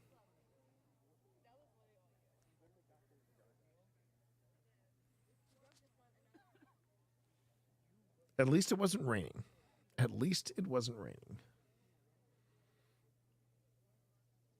The backroom maze. Yeah, I see. I didn't know the lore of the back rooms until recently, and I probably would have thought the same thing. It's like, oh, okay, these are back rooms. This is the backroom lore.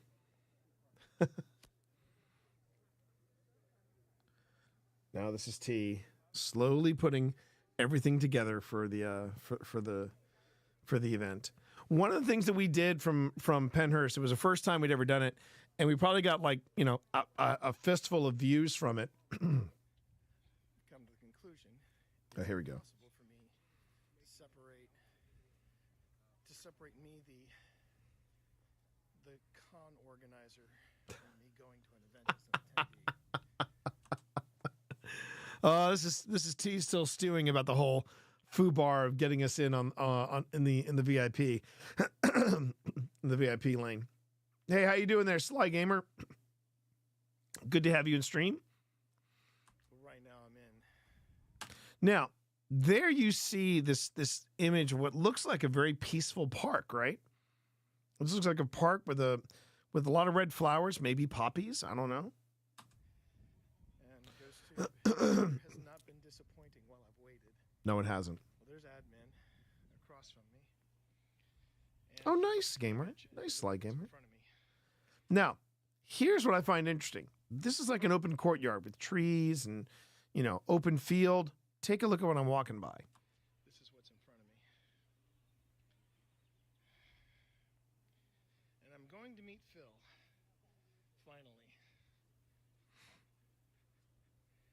This has been a Grumpy, grumpy, grumpy, grumpy, grumpy. I just gotta figure out where Phil is. All right. Checking out. All right. So that was just getting in. That was just the walk in. And the amazing thing about that is that is roughly 8 minutes of footage, right? And I was averaging a picture a minute. That's pretty freaking good. There was one place where we went, we got some absolutely banging images. And I would say, if you want to see that, look at part 2 of the Northern Virginia Roundup in season 2 of Old Spirits.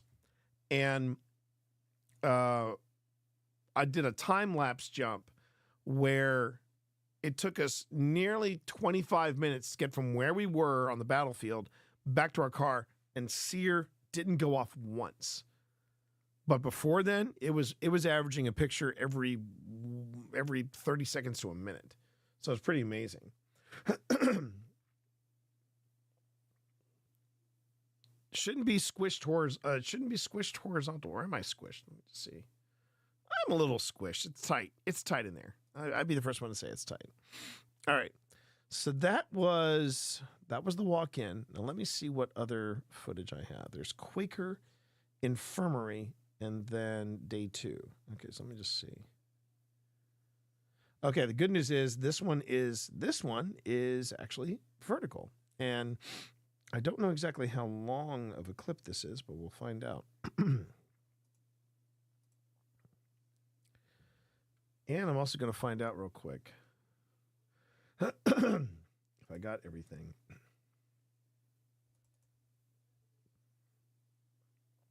I know I filmed more than just from there. Let me just see. On-site B-roll of the event. Woof.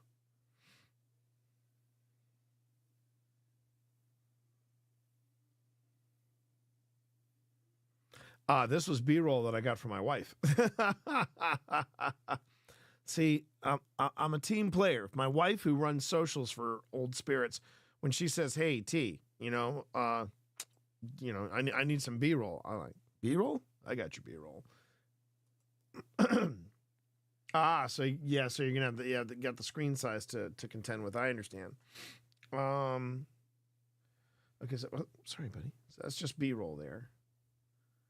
But the weird thing is, I know I was filming with my regular camera. Oh, wait a minute. Is this it? No. That's Quaker Pennhurst. Okay.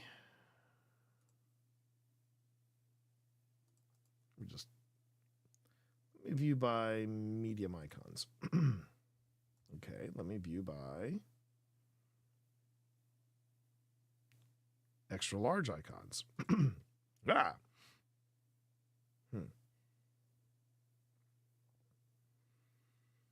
I mean, I had my good camera there, so you see, this is the Ghost Hunters panel. Yeah, so there's the ghost. Did I shoot? No, I did not shoot all those on GhostTube. Come on, T. You did better than that.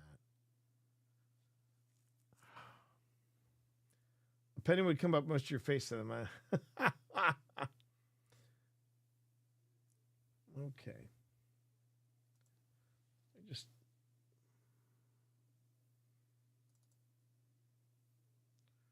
So I got no video on the Mayflower, and then I've got Quaker. See, this is all my GhostTube stuff, but I had my good camera with me, so I should have. There's the infirmary. Okay, now we're talking. So let me just jump on ahead, because I know I had cameras running in the infirmary.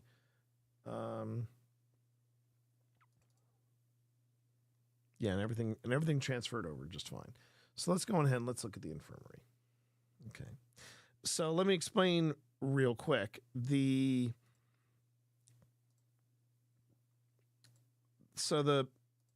pass that I was on, right? It was a VIP pass, which gave us permission to investigate some areas that were not necessarily open to the general public. So that meant that we could go in and with a small group of roughly 10, we could investigate a place as part of the VIP package. If I remember correctly, though, it wasn't a long investigation. Like we would be, they basically said, okay, here's the infirmary.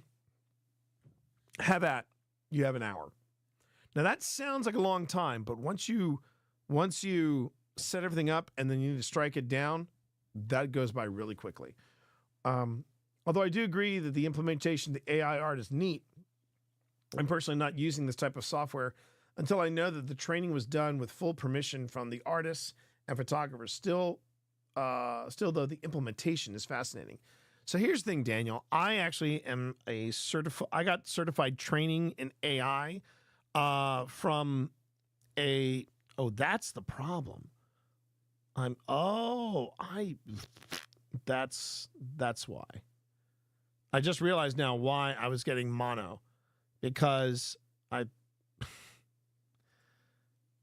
T, you're a moron. I made a boo-boo, chat. I used the wrong sequence type. And I think this is the better one. Well, yeah. I guess we'll find out, won't we? Okay. Silly ghost hunter is silly and a ghost hunter. Okay. So going back to what I was saying though, I received I received certified training before I left Booz Allen. I received certified training in AI, and I really got into a deep dive about, how things are trained, things like that. I'm a bit critical of that as well. But the reason why I'm using this kind of generated AI is that this type of artwork, I'm not, how would I describe this? To me, this is not what I would call, well, first off, it's not high resolution art, so it's not like I can sell it or reproduce it. The other thing is, I'm not using the AI prompt. In theory, this is what the ghost is using as an AI prompt. So make of that what you will.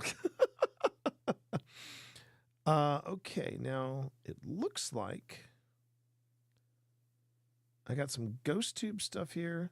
Of course, that camera failed me. Jeez, that's so disappointing. But I do have 35 and 36. Let's see how long this is. I'm going to keep the existing setting. Okay. And then, yeah, we were given just under an hour. And my hopes is that I can see. The only thing that's a bit of a bummer is that I only got the one camera angle. I don't know if Phil got anything. If Phil was also filming with his camera, I don't think he was filming in this area. But it's going to be one. It's basically a one camera angle investigation with possibly a POV camera that I was wearing at the time. So let's see what happens here. See that, but the thing is though, Daniel, I'm not a fan of AI being used unethically, and that's the thing. I will post pics. If it makes you feel any better, I use Fiverr to get custom emotes for my future Twitch stuff. Only cost $30 for 6 emotes, decent price and friendly service. You know what? If if you want to jump in, good night, Caribou. But if you want to jump in, Scott, and share that somewhere, where would you, give me a second. I would share those in my Discord chat, in the Discord room. Oh, let me see.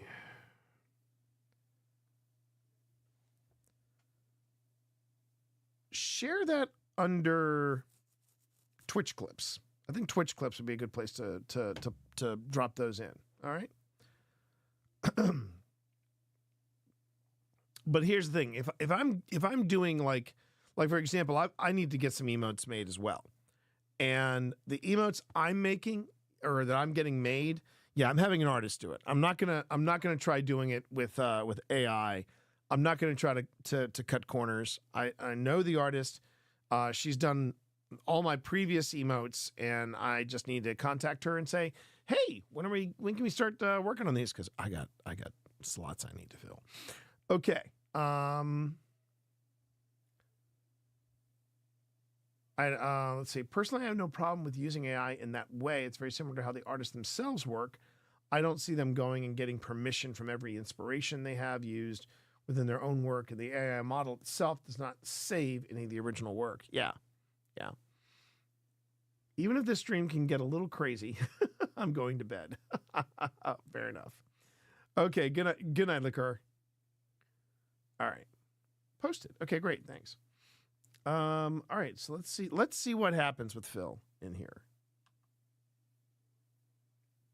Oops.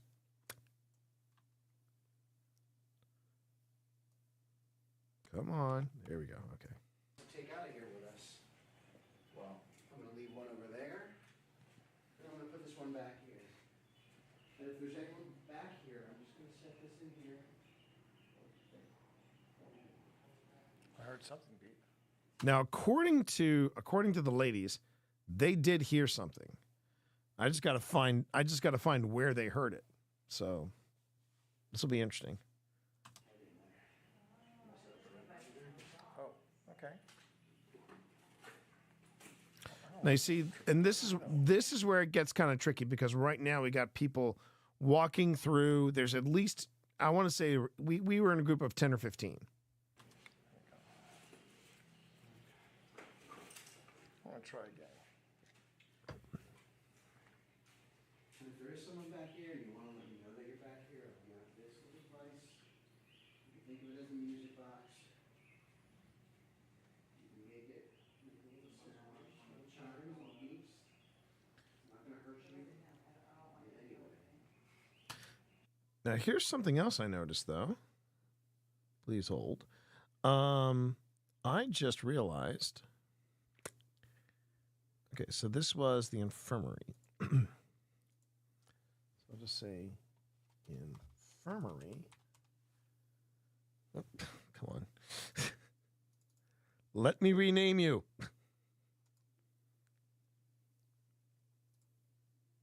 Hello?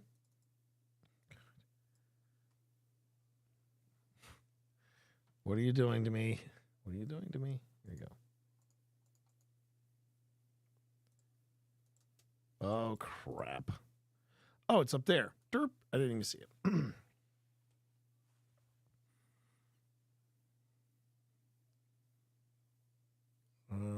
Cancel that. That's what.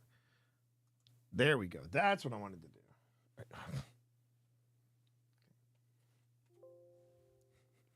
I'm really struggling with the technology today. I don't know what's wrong with it. I feel like an old man right now. Okay. Well, I am old. Never mind. Infirmary clips. And then enter. I'm working around a cat, by the way. You don't see him, but he's right here. And he's like, he has a perfectly good tree behind him, but he prefers to be smack dab right in the middle of my desk. So I'm like working around him here. Okay, I go. I actually have a picture of me trying to start stream with Benedict, draped over one arm. Okay. Now this is the ghost tube version because it turns out I have a 47-minute ghost tube file, which I didn't know I had. Okay, so. All right, so let me just back up here. I'm going to select all that, delete it, and then I'm going to drop in this ghost tube that I had. And this ghost tube clip, this nearly 15-minute ghost tube clip, this is ghost tube vanilla. So this is the original ghost tube app. So I will say, okay, you want to scale to frame size. There we go. Would be surprised if you were able to get much EMF-related things within that place with the sheer amount of people there causing interference. Well, no, there's EMF and there's EVP. EMF is like electronic, that's electromagnetic frequencies. And depending on how many people are in your vicinity, yeah, that'd be kind of tricky. Now, EVPs, according to our wives, we picked up an EVP somewhere. I just got to remember where it is. Software always finds a new way to frustrate you. Well, this is less the software and more about the placement of my cat. So even though Doug likes to talk about he's got cats on stream, sometimes it's more of a curse than a blessing. Okay. So here we go. Let's see what I got here. This is T and Phil. We are in the Pennhurst Infirmary. And I'm going to crank up the volume on this clip by 15 decibels. So right now, this is as loud as the clip can be. We only have a quick moment. I remember. Oh, that was the thing I wanted to mention. I completely derailed myself. But yeah, one of the things about GhostTube is that GhostTube is actually one of the most affordable things you basically pay. You pay for a subscription yearly, like 14, maybe $15 for a year. And then you get unlimited use of like, long clips, as many different, images as you can grab with Seer. You get all that for $15. It's the entire suite. And so, yeah, it's one of the most affordable and one of the most solid of investments you can make if you wanted to get into paranormal investigation. But again, you don't want to use these apps solo. You want to use them with other devices. So you see Phil and I we're going to be putting out Mel meters. We've got an EMF reader, I believe, is down there on the right-hand side. And that way you can use multiple devices. But it just came out with I remember. Okay. 17 seconds in. Woofa. Okay, here we go. Does that bring you pain for you to remember? Are you okay? We'd like to hear your story. If you're willing to tell it to us.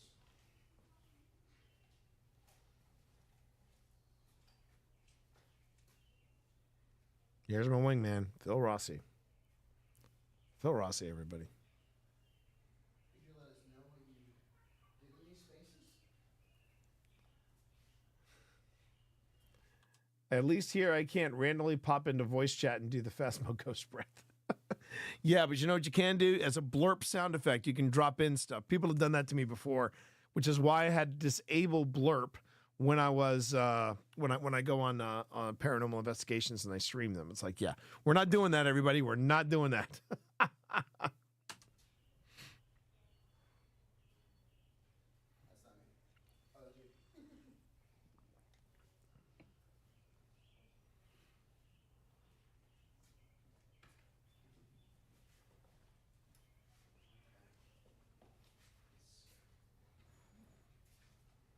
Why are you here?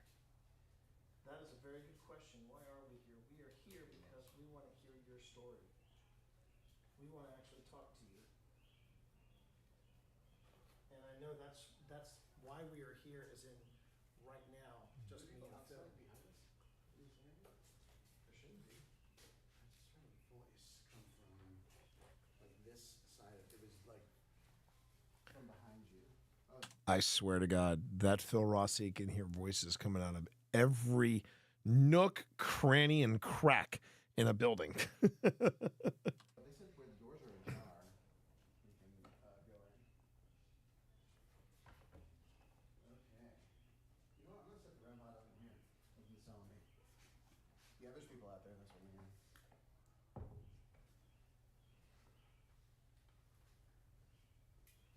I'll tell you what, too. If you are so inclined to let us know. Now, here's the Thank you, Sly Gamer. I appreciate that. Now this is T.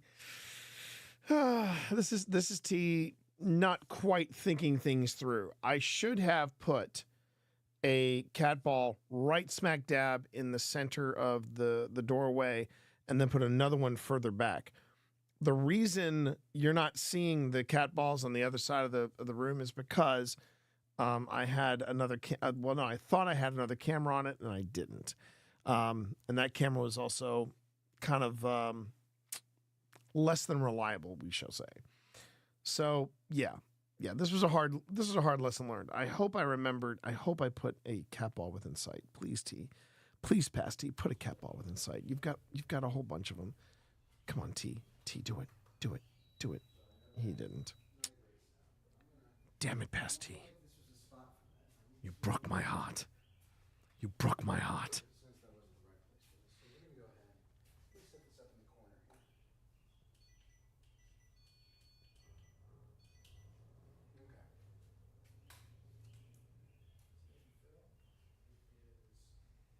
Let's set this up in the corner here. Okay. Phil, it is May 21st.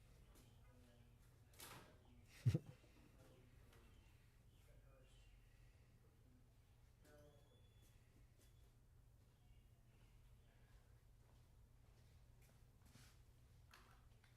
And now, if you're asking why we are here, isn't everybody, isn't all these people? Well, that was. This is a group of people that have all come here because they want to try to connect with you. They want to try to hear your story. They want to know why you were brought here.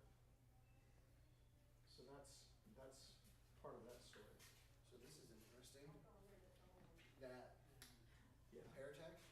Yeah. This is a school. It's May 20th. It's May 20th. It's May 20th. That date is significant to anyone in here.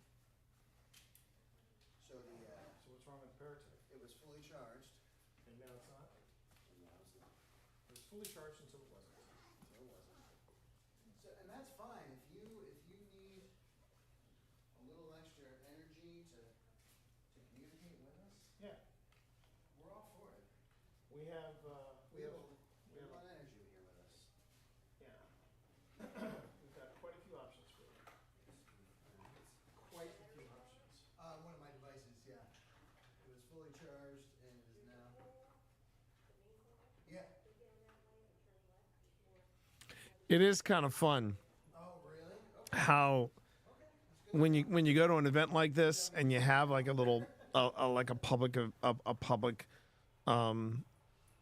a group investigation, you don't feel so weird putting stuff out. Anywhere else you'd feel weird about it, but at an event like this, everybody's got an EMF reader. Everybody might have a REM pod or a Mel meter. There was a fun camaraderie about it. Not choreography, camaraderie. It's getting late, everybody. Might be soon bedtime for your favorite online investigator. Not yet though. Not yet. We're still good.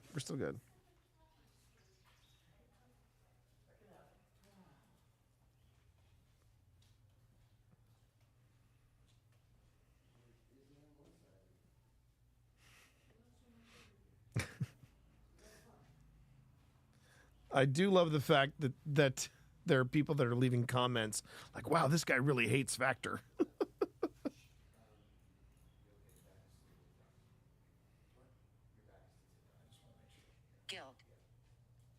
Guilt. That kill? That was listening.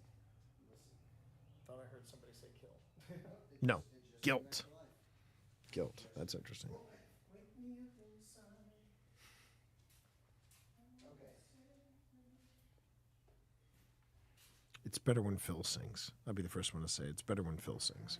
So, this device running. This is called Look at this guy. BN5. A small device builder called AppyDroid out of the UK. And it is very similar to the Oculus, but is a quarter of the cost. But it's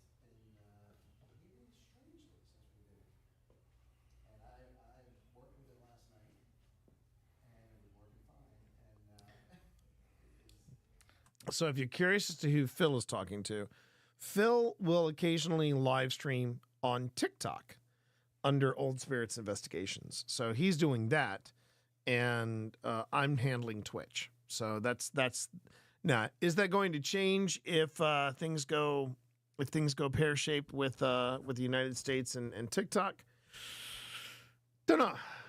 We have had better responses from YouTube and Twitch than we had from TikTok. But we're moving forward, and we're keeping our eyes open, and we're seeing where the analytics lie. It was working fine until it wasn't.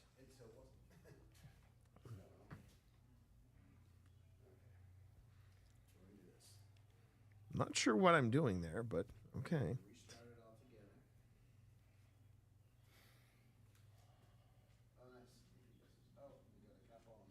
No, we were just like I was just singing. I was just singing Effervescence just a moment ago.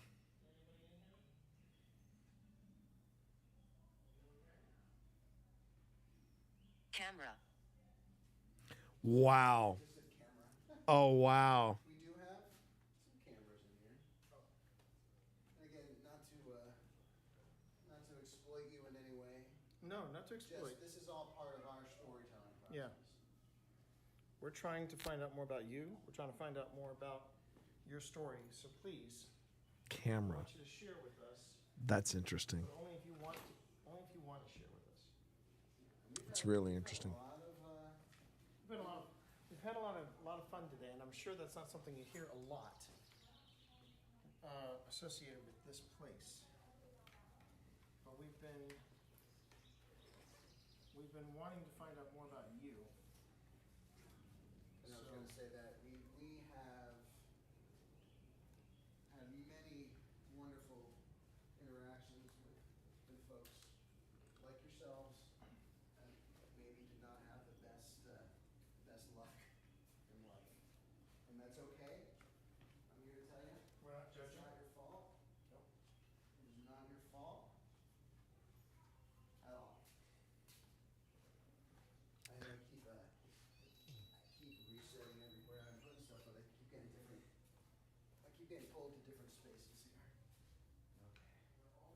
This seems like a pretty safe spot for you back here, so I'm gonna go ahead and I don't think I had the ability to live stream. I don't think the stream was strong enough to live stream from the infirmary. But I just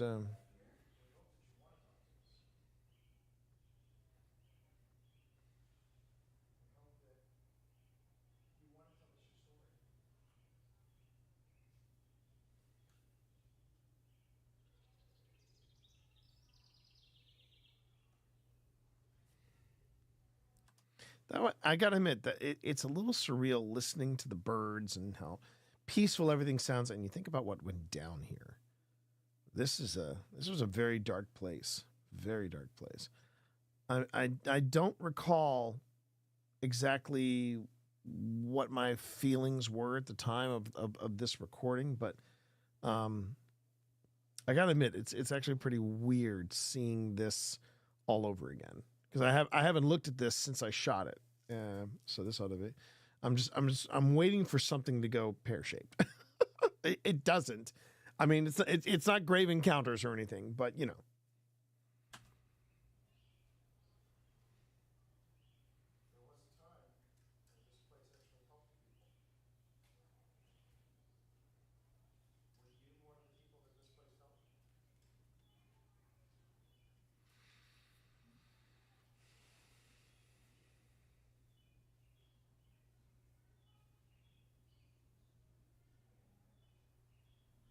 I have to get better at wearing my POV camera. That's what I'm fiddling with right there.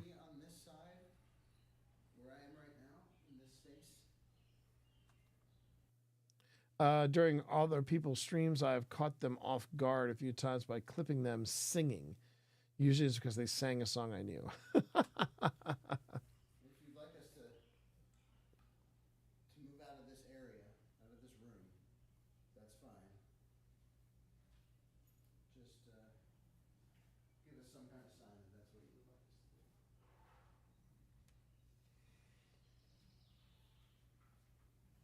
And we will take no offense. None whatsoever. Backward. Backward. It just said backward. And I was walking backwards for a second. Are there any children in here with us? Any young people?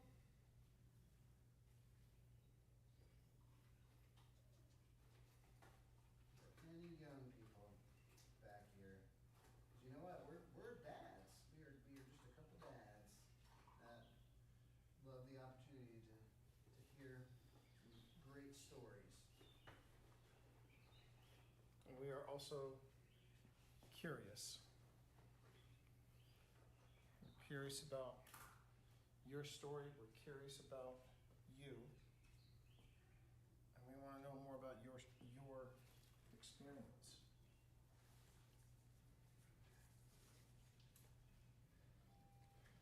So now I say, So I just heard myself turn on the grid.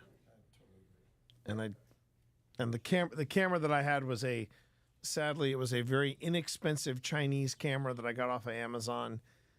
Didn't last me 6 months.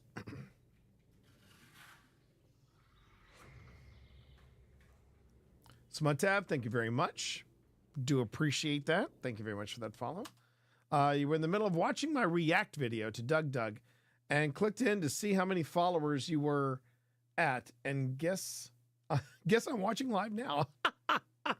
Yeah, okay, so if anybody is curious about, so as I had mentioned on the reaction video, I am planning that if we get over 7,000 follows and over 200 subs before the end of May, I will do another Titan Taco Tuesday stream.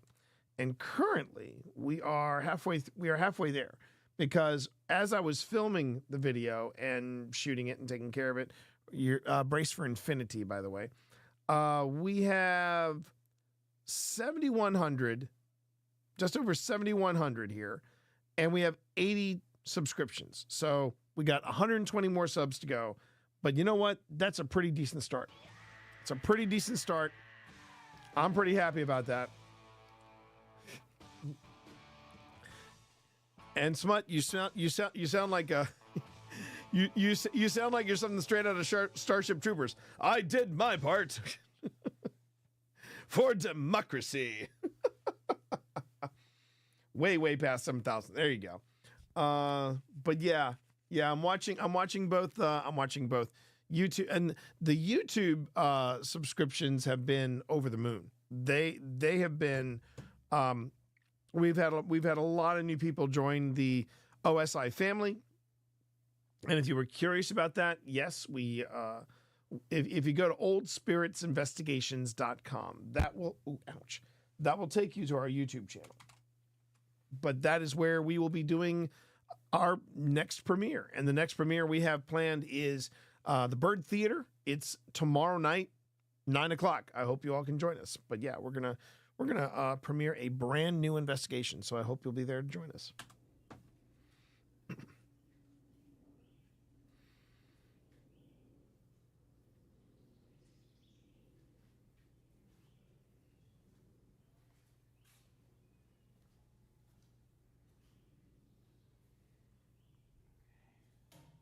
Now that was Phil. That was Phil.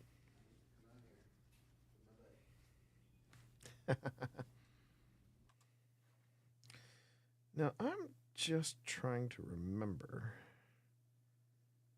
Let's see. Oh.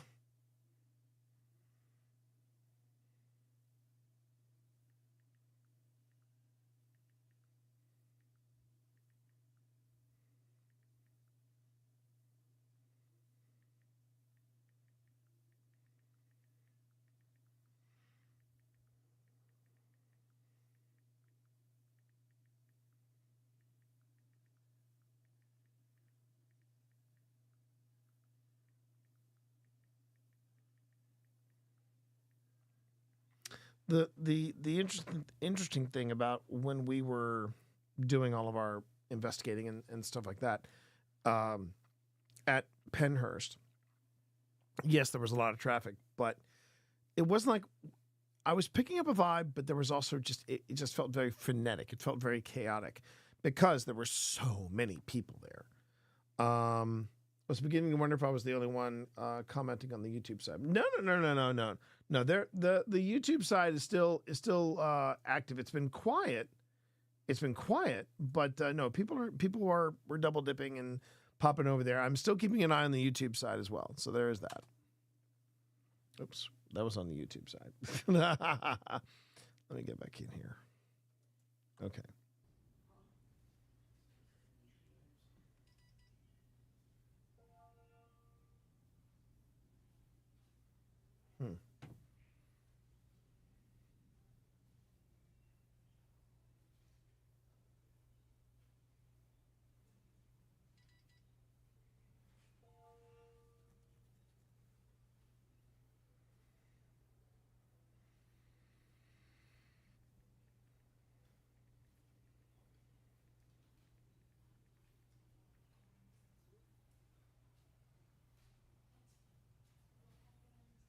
Nice, those voices that you hear, those are other people kind of walking around as well. Hello, Nicole. Nice to have you in chat. Thank you for being here. Wait, member? What? Is that what it said? It didn't say anything. No, it didn't say anything. Oh. That's the Paratech talking. That's the Paratech. 14. 14.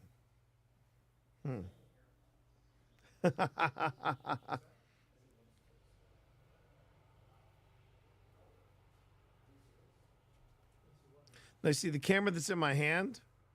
My intent is to incorporate that footage with this footage. But unfortunately, it said it was recording, but it wasn't.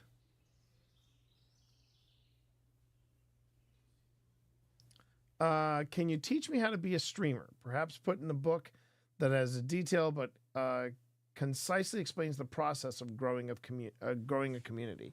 Well, in all fairness, that's what the book is for. I mean, and I'm not saying that as a cheap way to sell the book, but that was why I wrote Twitch for Dummies. As a matter of fact, the whole thing, the whole reason I even pitched Twitch to Dummies was I remember I was watching a friend of mine, a guy who doesn't stream anymore because he became a dad. But you talk about a guy with influence. Wow. He logged on just to say hi to everybody and to let people know, hey, I just became a dad. And he hadn't been online for months, not for months. And I watched his numbers go from 100 subs to 250 in the course of 90 minutes. It was nuts. Now, he's doing his stream, and he basically said, and this was the time, the first edition of Twitch for Dummies came out when I want to say Twitch itself was just under 5 years old. Yeah, because it actually was... so Twitch became Twitch, I want to say in 2012. I mentioned it in the book. I don't have a copy of the book with me. But I do mention like the history of Twitch very briefly. And if I remember correctly, it was like around 2012. That was when they broke away from Justin.tv and became Twitch.tv. And I came on around 2015, 2016. And I was watching this friend of mine who was streaming away.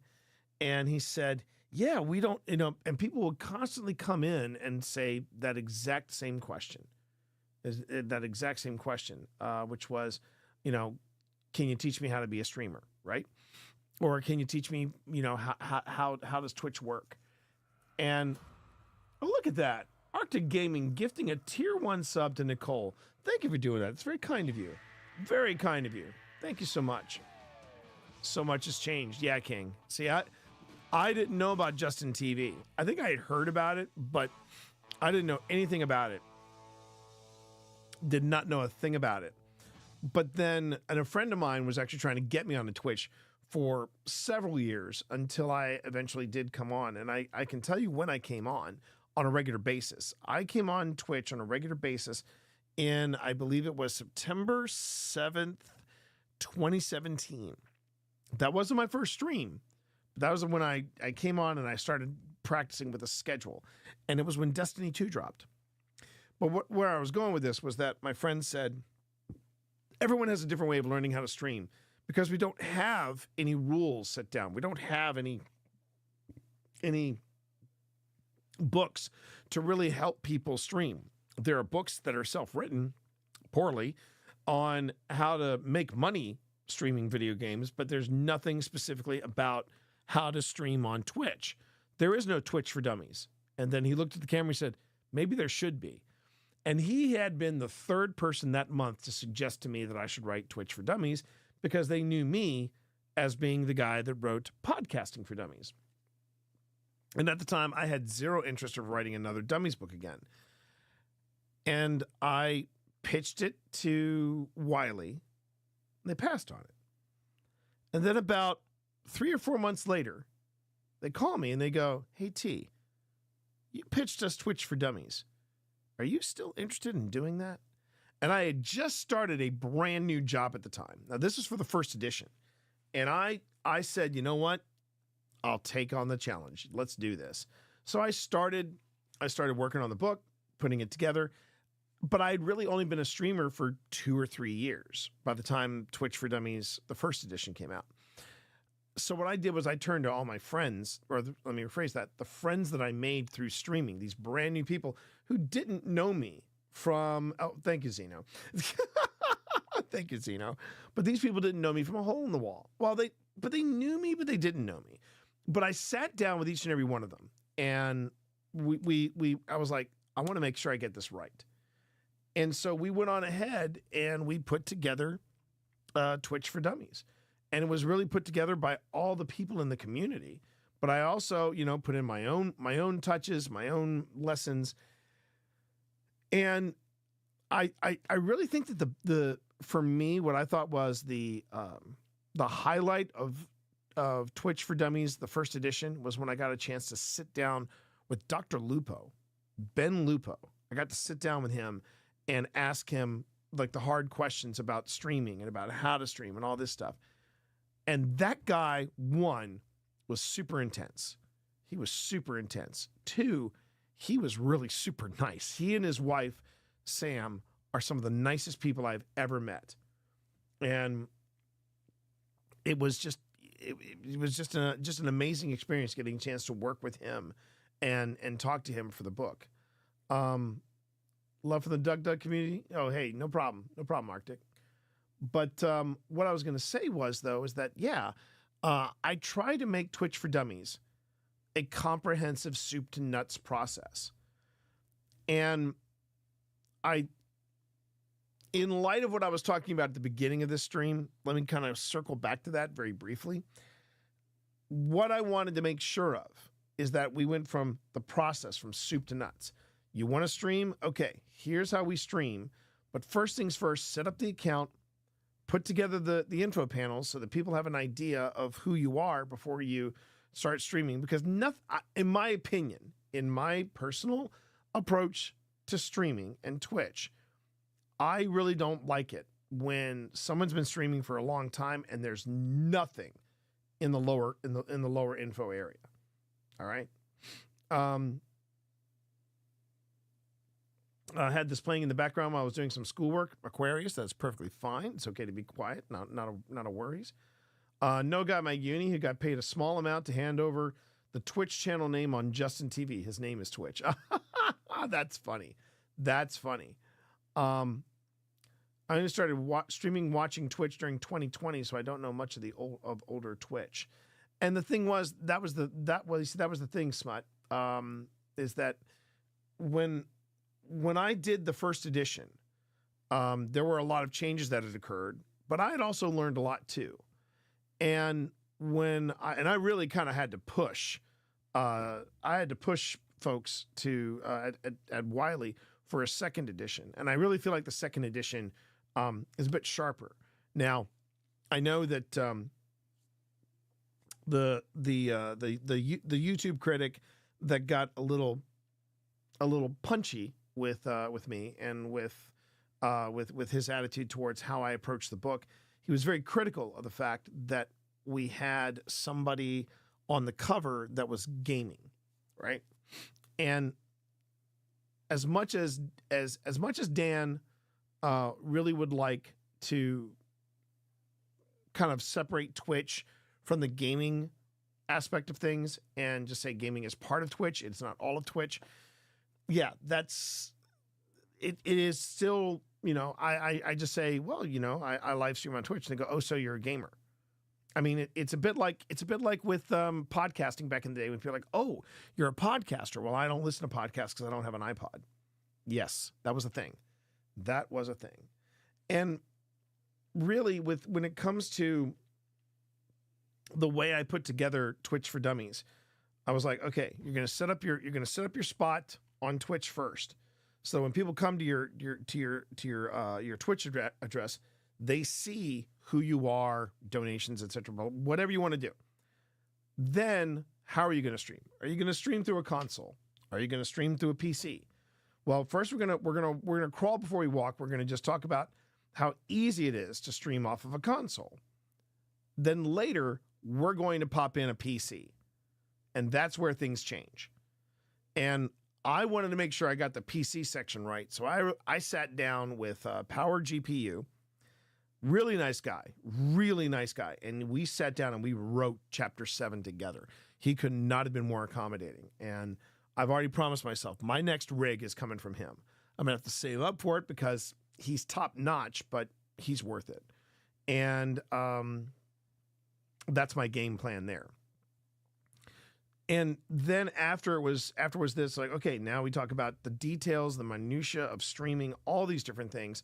And then later on in the game, later on in the book, I'm sorry, this book can get a little crazy. Once we get later on in the book, we start talking about, okay, well, what kind of stuff are we going to stream on a regular basis? And then, hey, I did an entire chapter where I talked about non-gaming content. I talked about how I stream paranormal investigations. I talked to a friend who streams ASMR. I am working as hard as possible to logically follow the progression of you as a streamer if you wanted to do this. But as Doug has proven, as many streamers have proven, it's not a roadmap. It's not a roadmap. I can try to make it as organized as possible, but there is no magic bullet. There is no magic roadmap. I remember during I don't know what Twitch it was some award show, and Twitch was posting clips of people like, how did you become a success in Twitch? And this one guy said, yeah, well, you got to make the hard choices and you got to stream 6 to 8 hours every day. And then he looked at the camera and smiled. And he's like, well, that's how it worked for me anyway. And then he strolled off, and I'm sitting there going,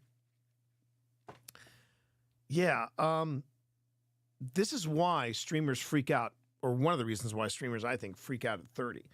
Because when they get close to 30, they suddenly realize, holy crap, I've been spending my formative years, I've spent most of my 20s streaming 6 to 10 hours a day, and I don't know a life outside of here. And that's a very bitter pill to swallow. And I would say that if you have one takeaway from Twitch for Dummies, I would say it's this. I would say it is, you're in control of the stream, not vice versa. Once the stream controls you, you have lost your perspective. You need to be in control of the stream. You need to be in control of the content. If the content controls you, you got bigger problems. That's one streamer's take on it.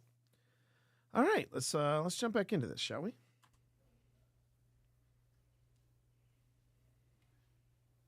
So my wife says that the sound they heard was closer to the beginning.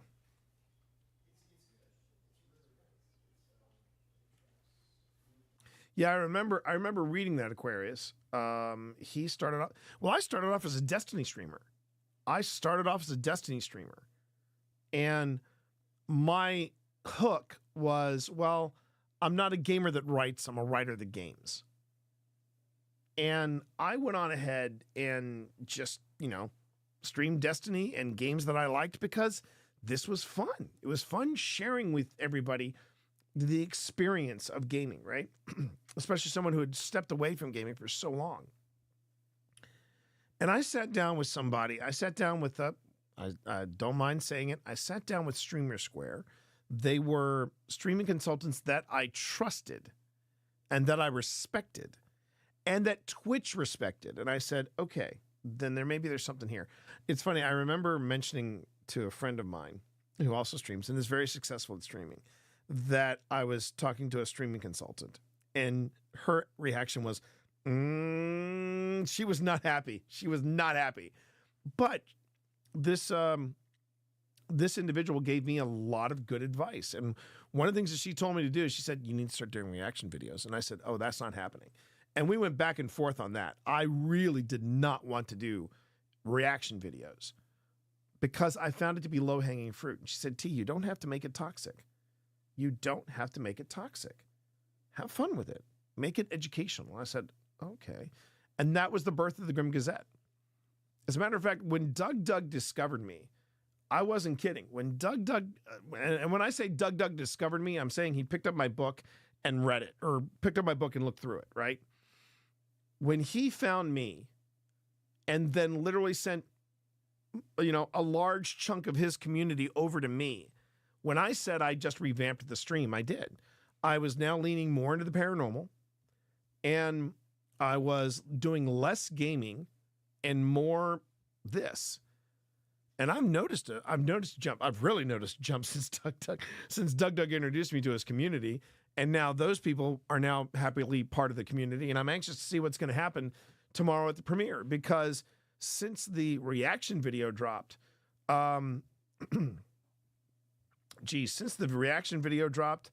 we have literally gone from, we had 2,400 subs and we're now at nearly 3,100.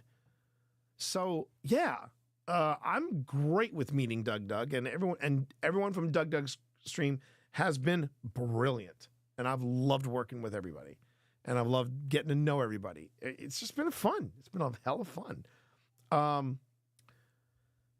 So I totally get the massive change, and it's terrifying. And I actually have pitched that as a possible panel for next year. Like, what's it like making that jump? Making content is not as easy as people make it out to be. It never has been. But making change to your content, that's a roller coaster ride in itself. I'm fine with keeping Twitch and YouTube as a side hobby rather than the main focus. Yeah, of course. For one thing, Twitch and YouTube don't have health plans.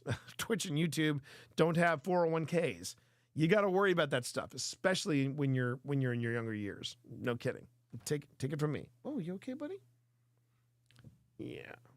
Come on.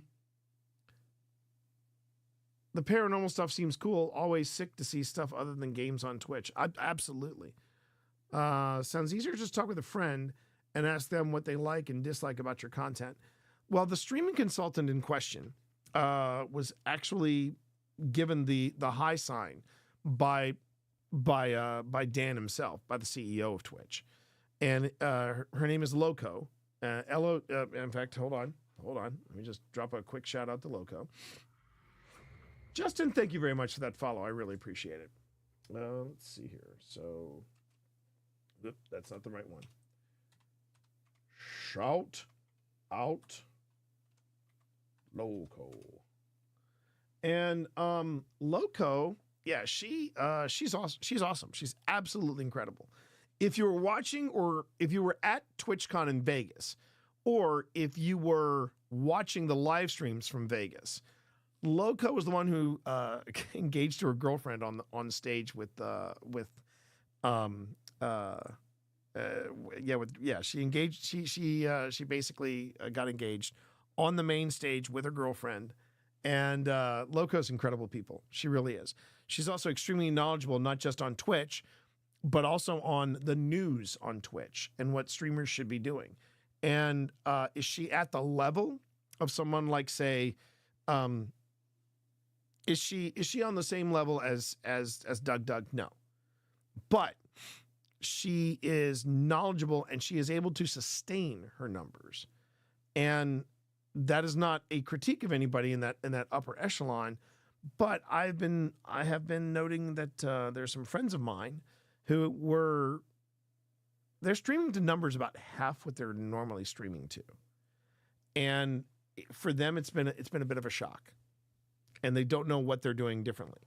And I think one of the things that they're doing is that they are either A, aging out, or B, they are still playing the games and doing the things that they knew worked, but they're not necessarily willing to change or evolve. That is a very bitter pill to swallow. That's very bitter. And for me, I was old coming into this, so I'm good with this. All right.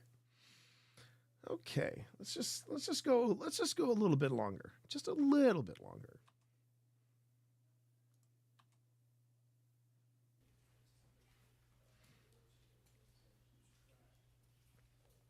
I'm not sure if we get a special visit to the infirmary again or not. We are going back at the end of this month, at the end of May. And we're doing VIP again. So it'll be interesting to see what we do. And this time we're taking the wives. And Phil's daughters are going to be joining us. So it should be a lot of fun.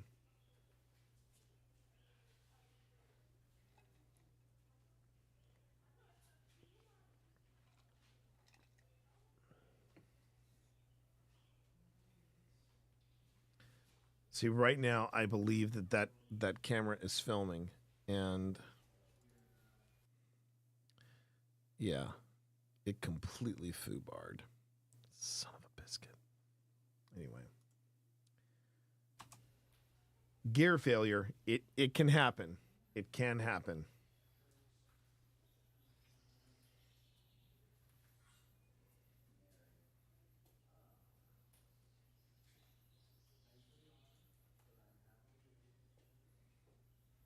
You okay, buddy?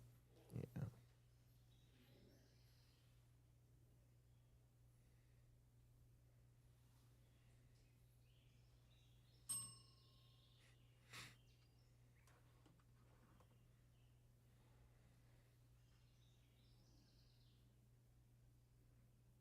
Hey, how are you, Peggy? Thank you for coming in to chat.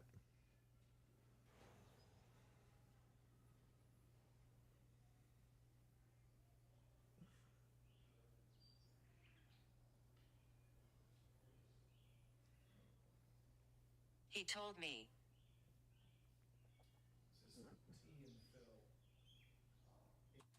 That's the other reason why I I put a little bit of faith into GhostTube, because it's not, and that's something I've noticed about Spirit Talker and some of the other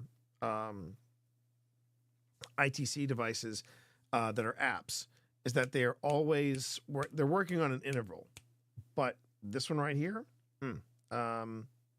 it's very much when it wants to go off, it'll go off. And I do agree with Smut. That's a very cool emote.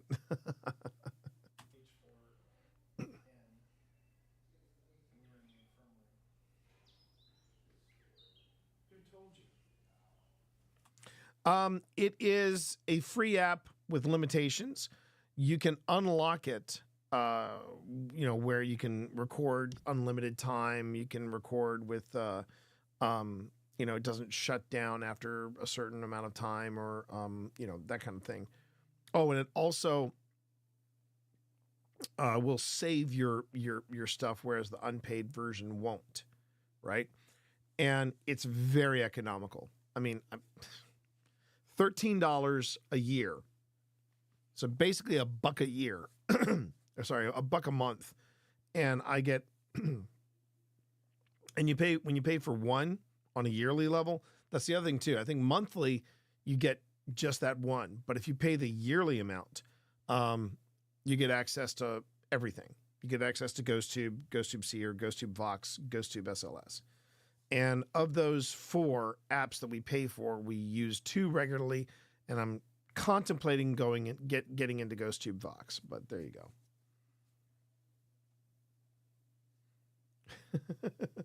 I see what you did there. I heard you just now. You said he told me. But if you were to ask me, is it worth the yearly subscription? Every freaking penny of it, absolutely.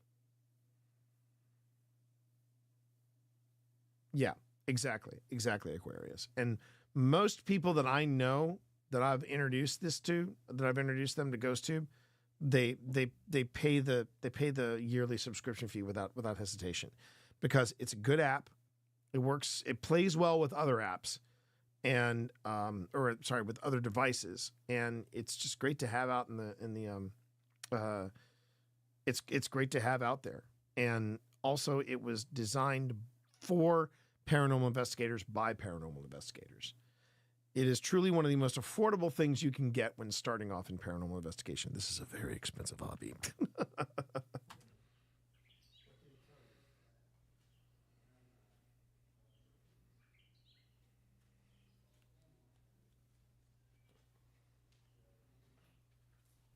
he tell you we're getting better? Did he tell you we're getting worse?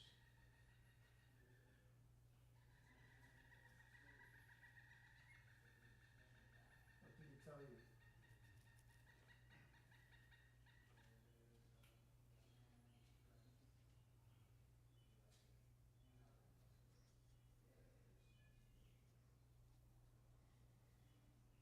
I am listening if you want to talk. And sometimes this is what it's like.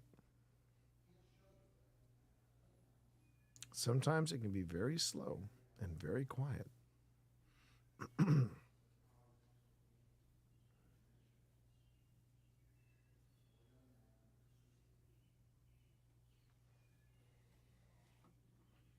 buddy Phil is in the next room. He's in the hallway.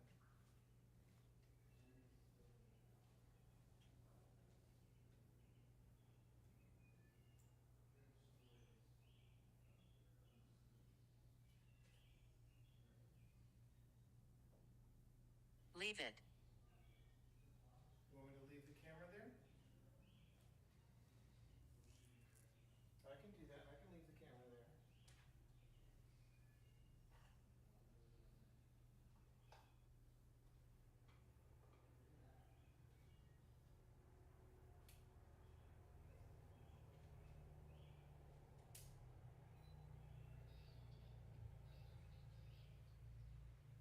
Funny thing is, so I pulled out a version of the Paratech, and this is just me.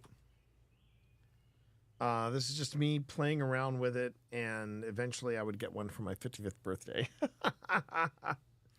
Freaking love this Paratech. It's a neat device. It's definitely a neat device. Is there any ghost hunting equipment I've had bad experiences with? So that's a great question to actually wrap up tonight's stream on. So I think that's where I'm gonna. That's where I'm gonna just casually say, yeah, that's a good place to wrap up stream. Bad experiences. Actually, yeah. It was, in fact, the video camera that I was using. It was this very inexpensive. In fact, I can even show you the kind of video camera that I was working with, because I still think they're out there somewhere on Amazon. And let me see here. If I go to, oh, it doesn't have it on. Okay, so how about this? IR cameras. See, the first thing you got to make sure of is that when you get an infrared camera, or you need to have a oh, okay. Well, good night, Sly Gamer. Now, these are infrared cameras, and that's not necessarily the same thing. That was my bad. Camera with night vision. So when you're starting off, you want to use some type of handheld camera that has night vision on it. And you'll notice that you can get one as inexpensive, as you can see here. It does 30 frames per second at 1080p, which isn't bad. Not great, but it's not bad, for only $65. That is not too bad at all. And you get the camera recorder, you get the remote control, you even get 2 batteries with it. Scroll down a little further. Oh, wow, wait a minute. You can get one of these cameras, and it comes with, it comes with a high-end microphone and a little tripod. Okay, what? Okay, now you got one that's got a stabilizer. Okay, here's where you got to be careful. Here's where you got to be careful, everybody. Like, you get all that for $100 or $150. All right, let's take a closer look at this. It has a hand stabilizer. It's got a high-end microphone. It's got a little lens hood. You get a remote with it, and of course you get 2 batteries with it. This camera, I can tell you right now, this camera is a brand of camera you've never heard of. In fact, there's the brand right there. Xenarticle. Let me zoom in on that so you can see it a little better. Xenarticle.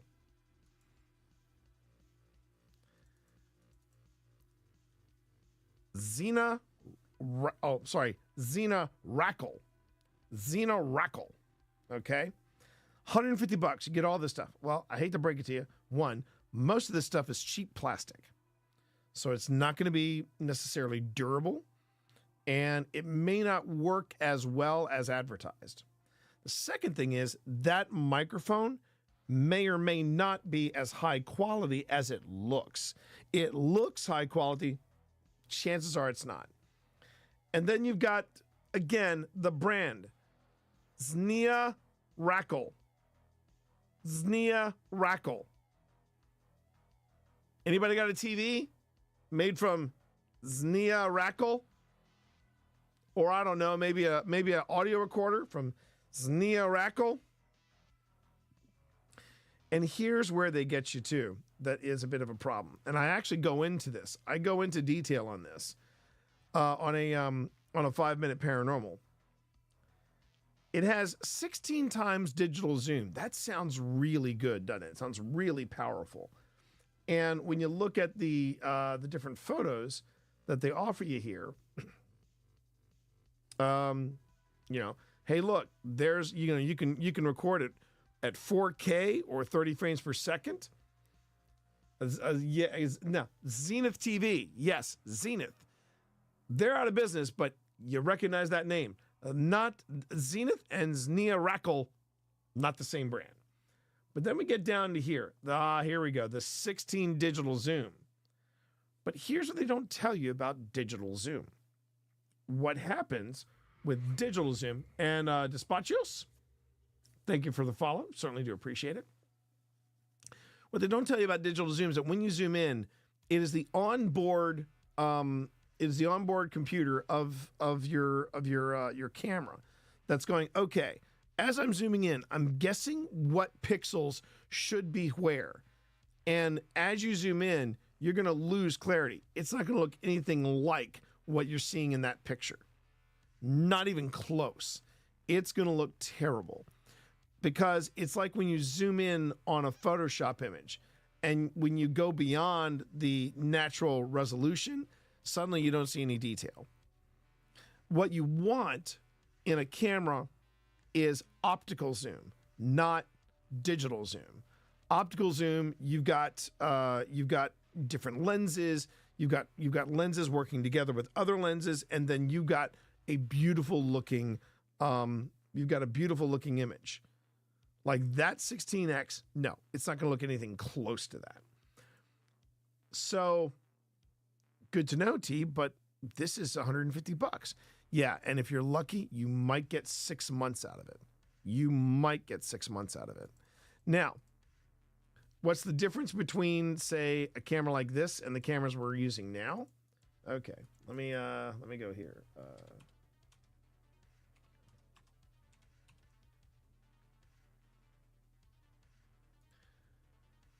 So here is the Canon XA11, or this is the actual Canon XA60 that I've been that is the upgraded version. But when I bought the Canon XA11, it was roughly this cost. And I will zoom in. You're not seeing things. You're not seeing things. It's $1,600 for all that. But the difference between that versus the $150 deal, that camera is going to last you years. And it will blow your mind, not only how good the video is, how good the audio is as well. But you got to save up for that. You've got to save up for that big time. And the problem with these cameras is that they are extremely affordable. Even if you don't get way above my pay grade. That's very true. Like I said, you got to save up for it. But while these cameras, even if you don't get the accessories, $65 for a camera, that's pretty freaking cheap. That is pretty freaking cheap. But it is a no-name brand, probably coming out of somewhere in Asia, maybe China, maybe Taiwan, but it's in a bad way. I used to buy these cameras, and people go, well, they're good because they've got IR and they're affordable. And they're also built to be disposable. But after a while, if you went through 3 cameras, you're already halfway to a really good camera. You know? They're cheap for a reason. Exactly, King. Now, I recently got one of these. Let me just see. Or actually, I just recently got 2 of these. Whoops. Hold on a minute.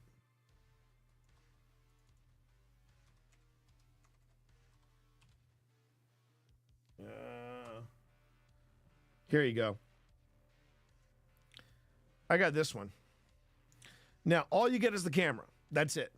That's all you get is the camera. You don't get any accessories, very few little add-ons, bells and whistles. But here's the difference. It's still $129, but it's Konica Minolta. It's Konica Minolta. My first 35 millimeter camera was a Minolta. So I know for a fact exactly what I'm getting. Now, is this great for my main stuff? No. Would this have been better to start with? Oh, yes. This has been so much better to start with. Because I also can trust Minolta.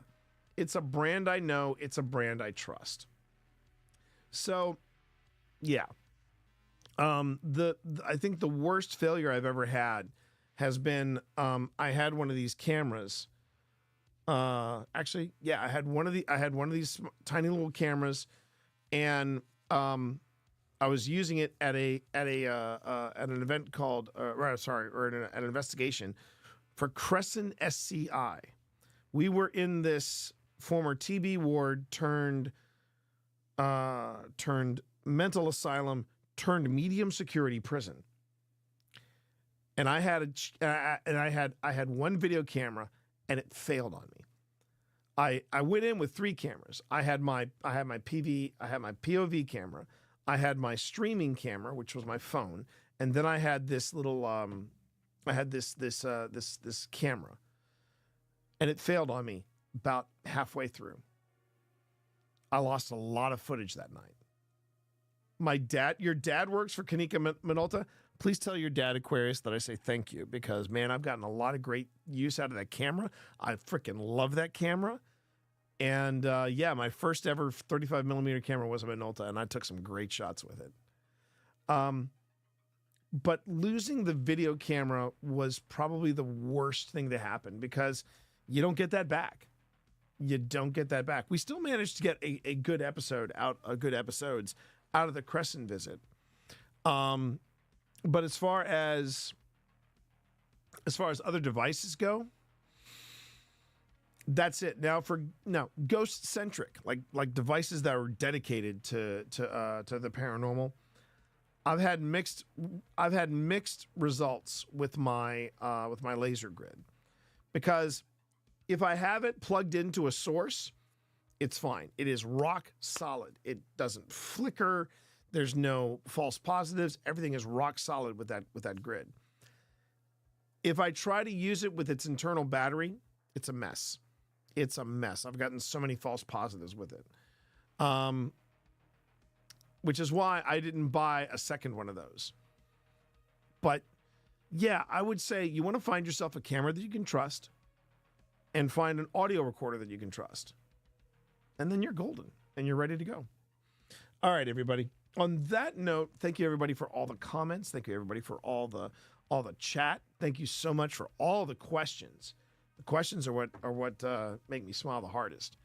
And yeah, tomorrow we're premiering a brand new investigation. It's the Historic Bird Theater. So I hope you all can be there to cheer us on and to join in and ask questions during the premiere. Got to be careful with some brands though, as as ones with the Polaroid license. That is very true, King. Yeah, that is very true. But I hope if you're available tomorrow, 9 p.m.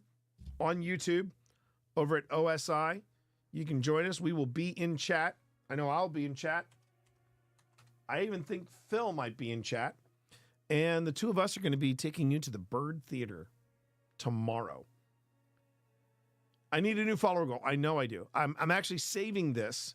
I'm saving this Crazy Legs. I'm saving this for when I hit my sub goal as well. When I hit the follower and the sub goal, then Titan Taco Tuesday happens again. All right, everybody. You all have a great night. I will see you all tomorrow for the preview.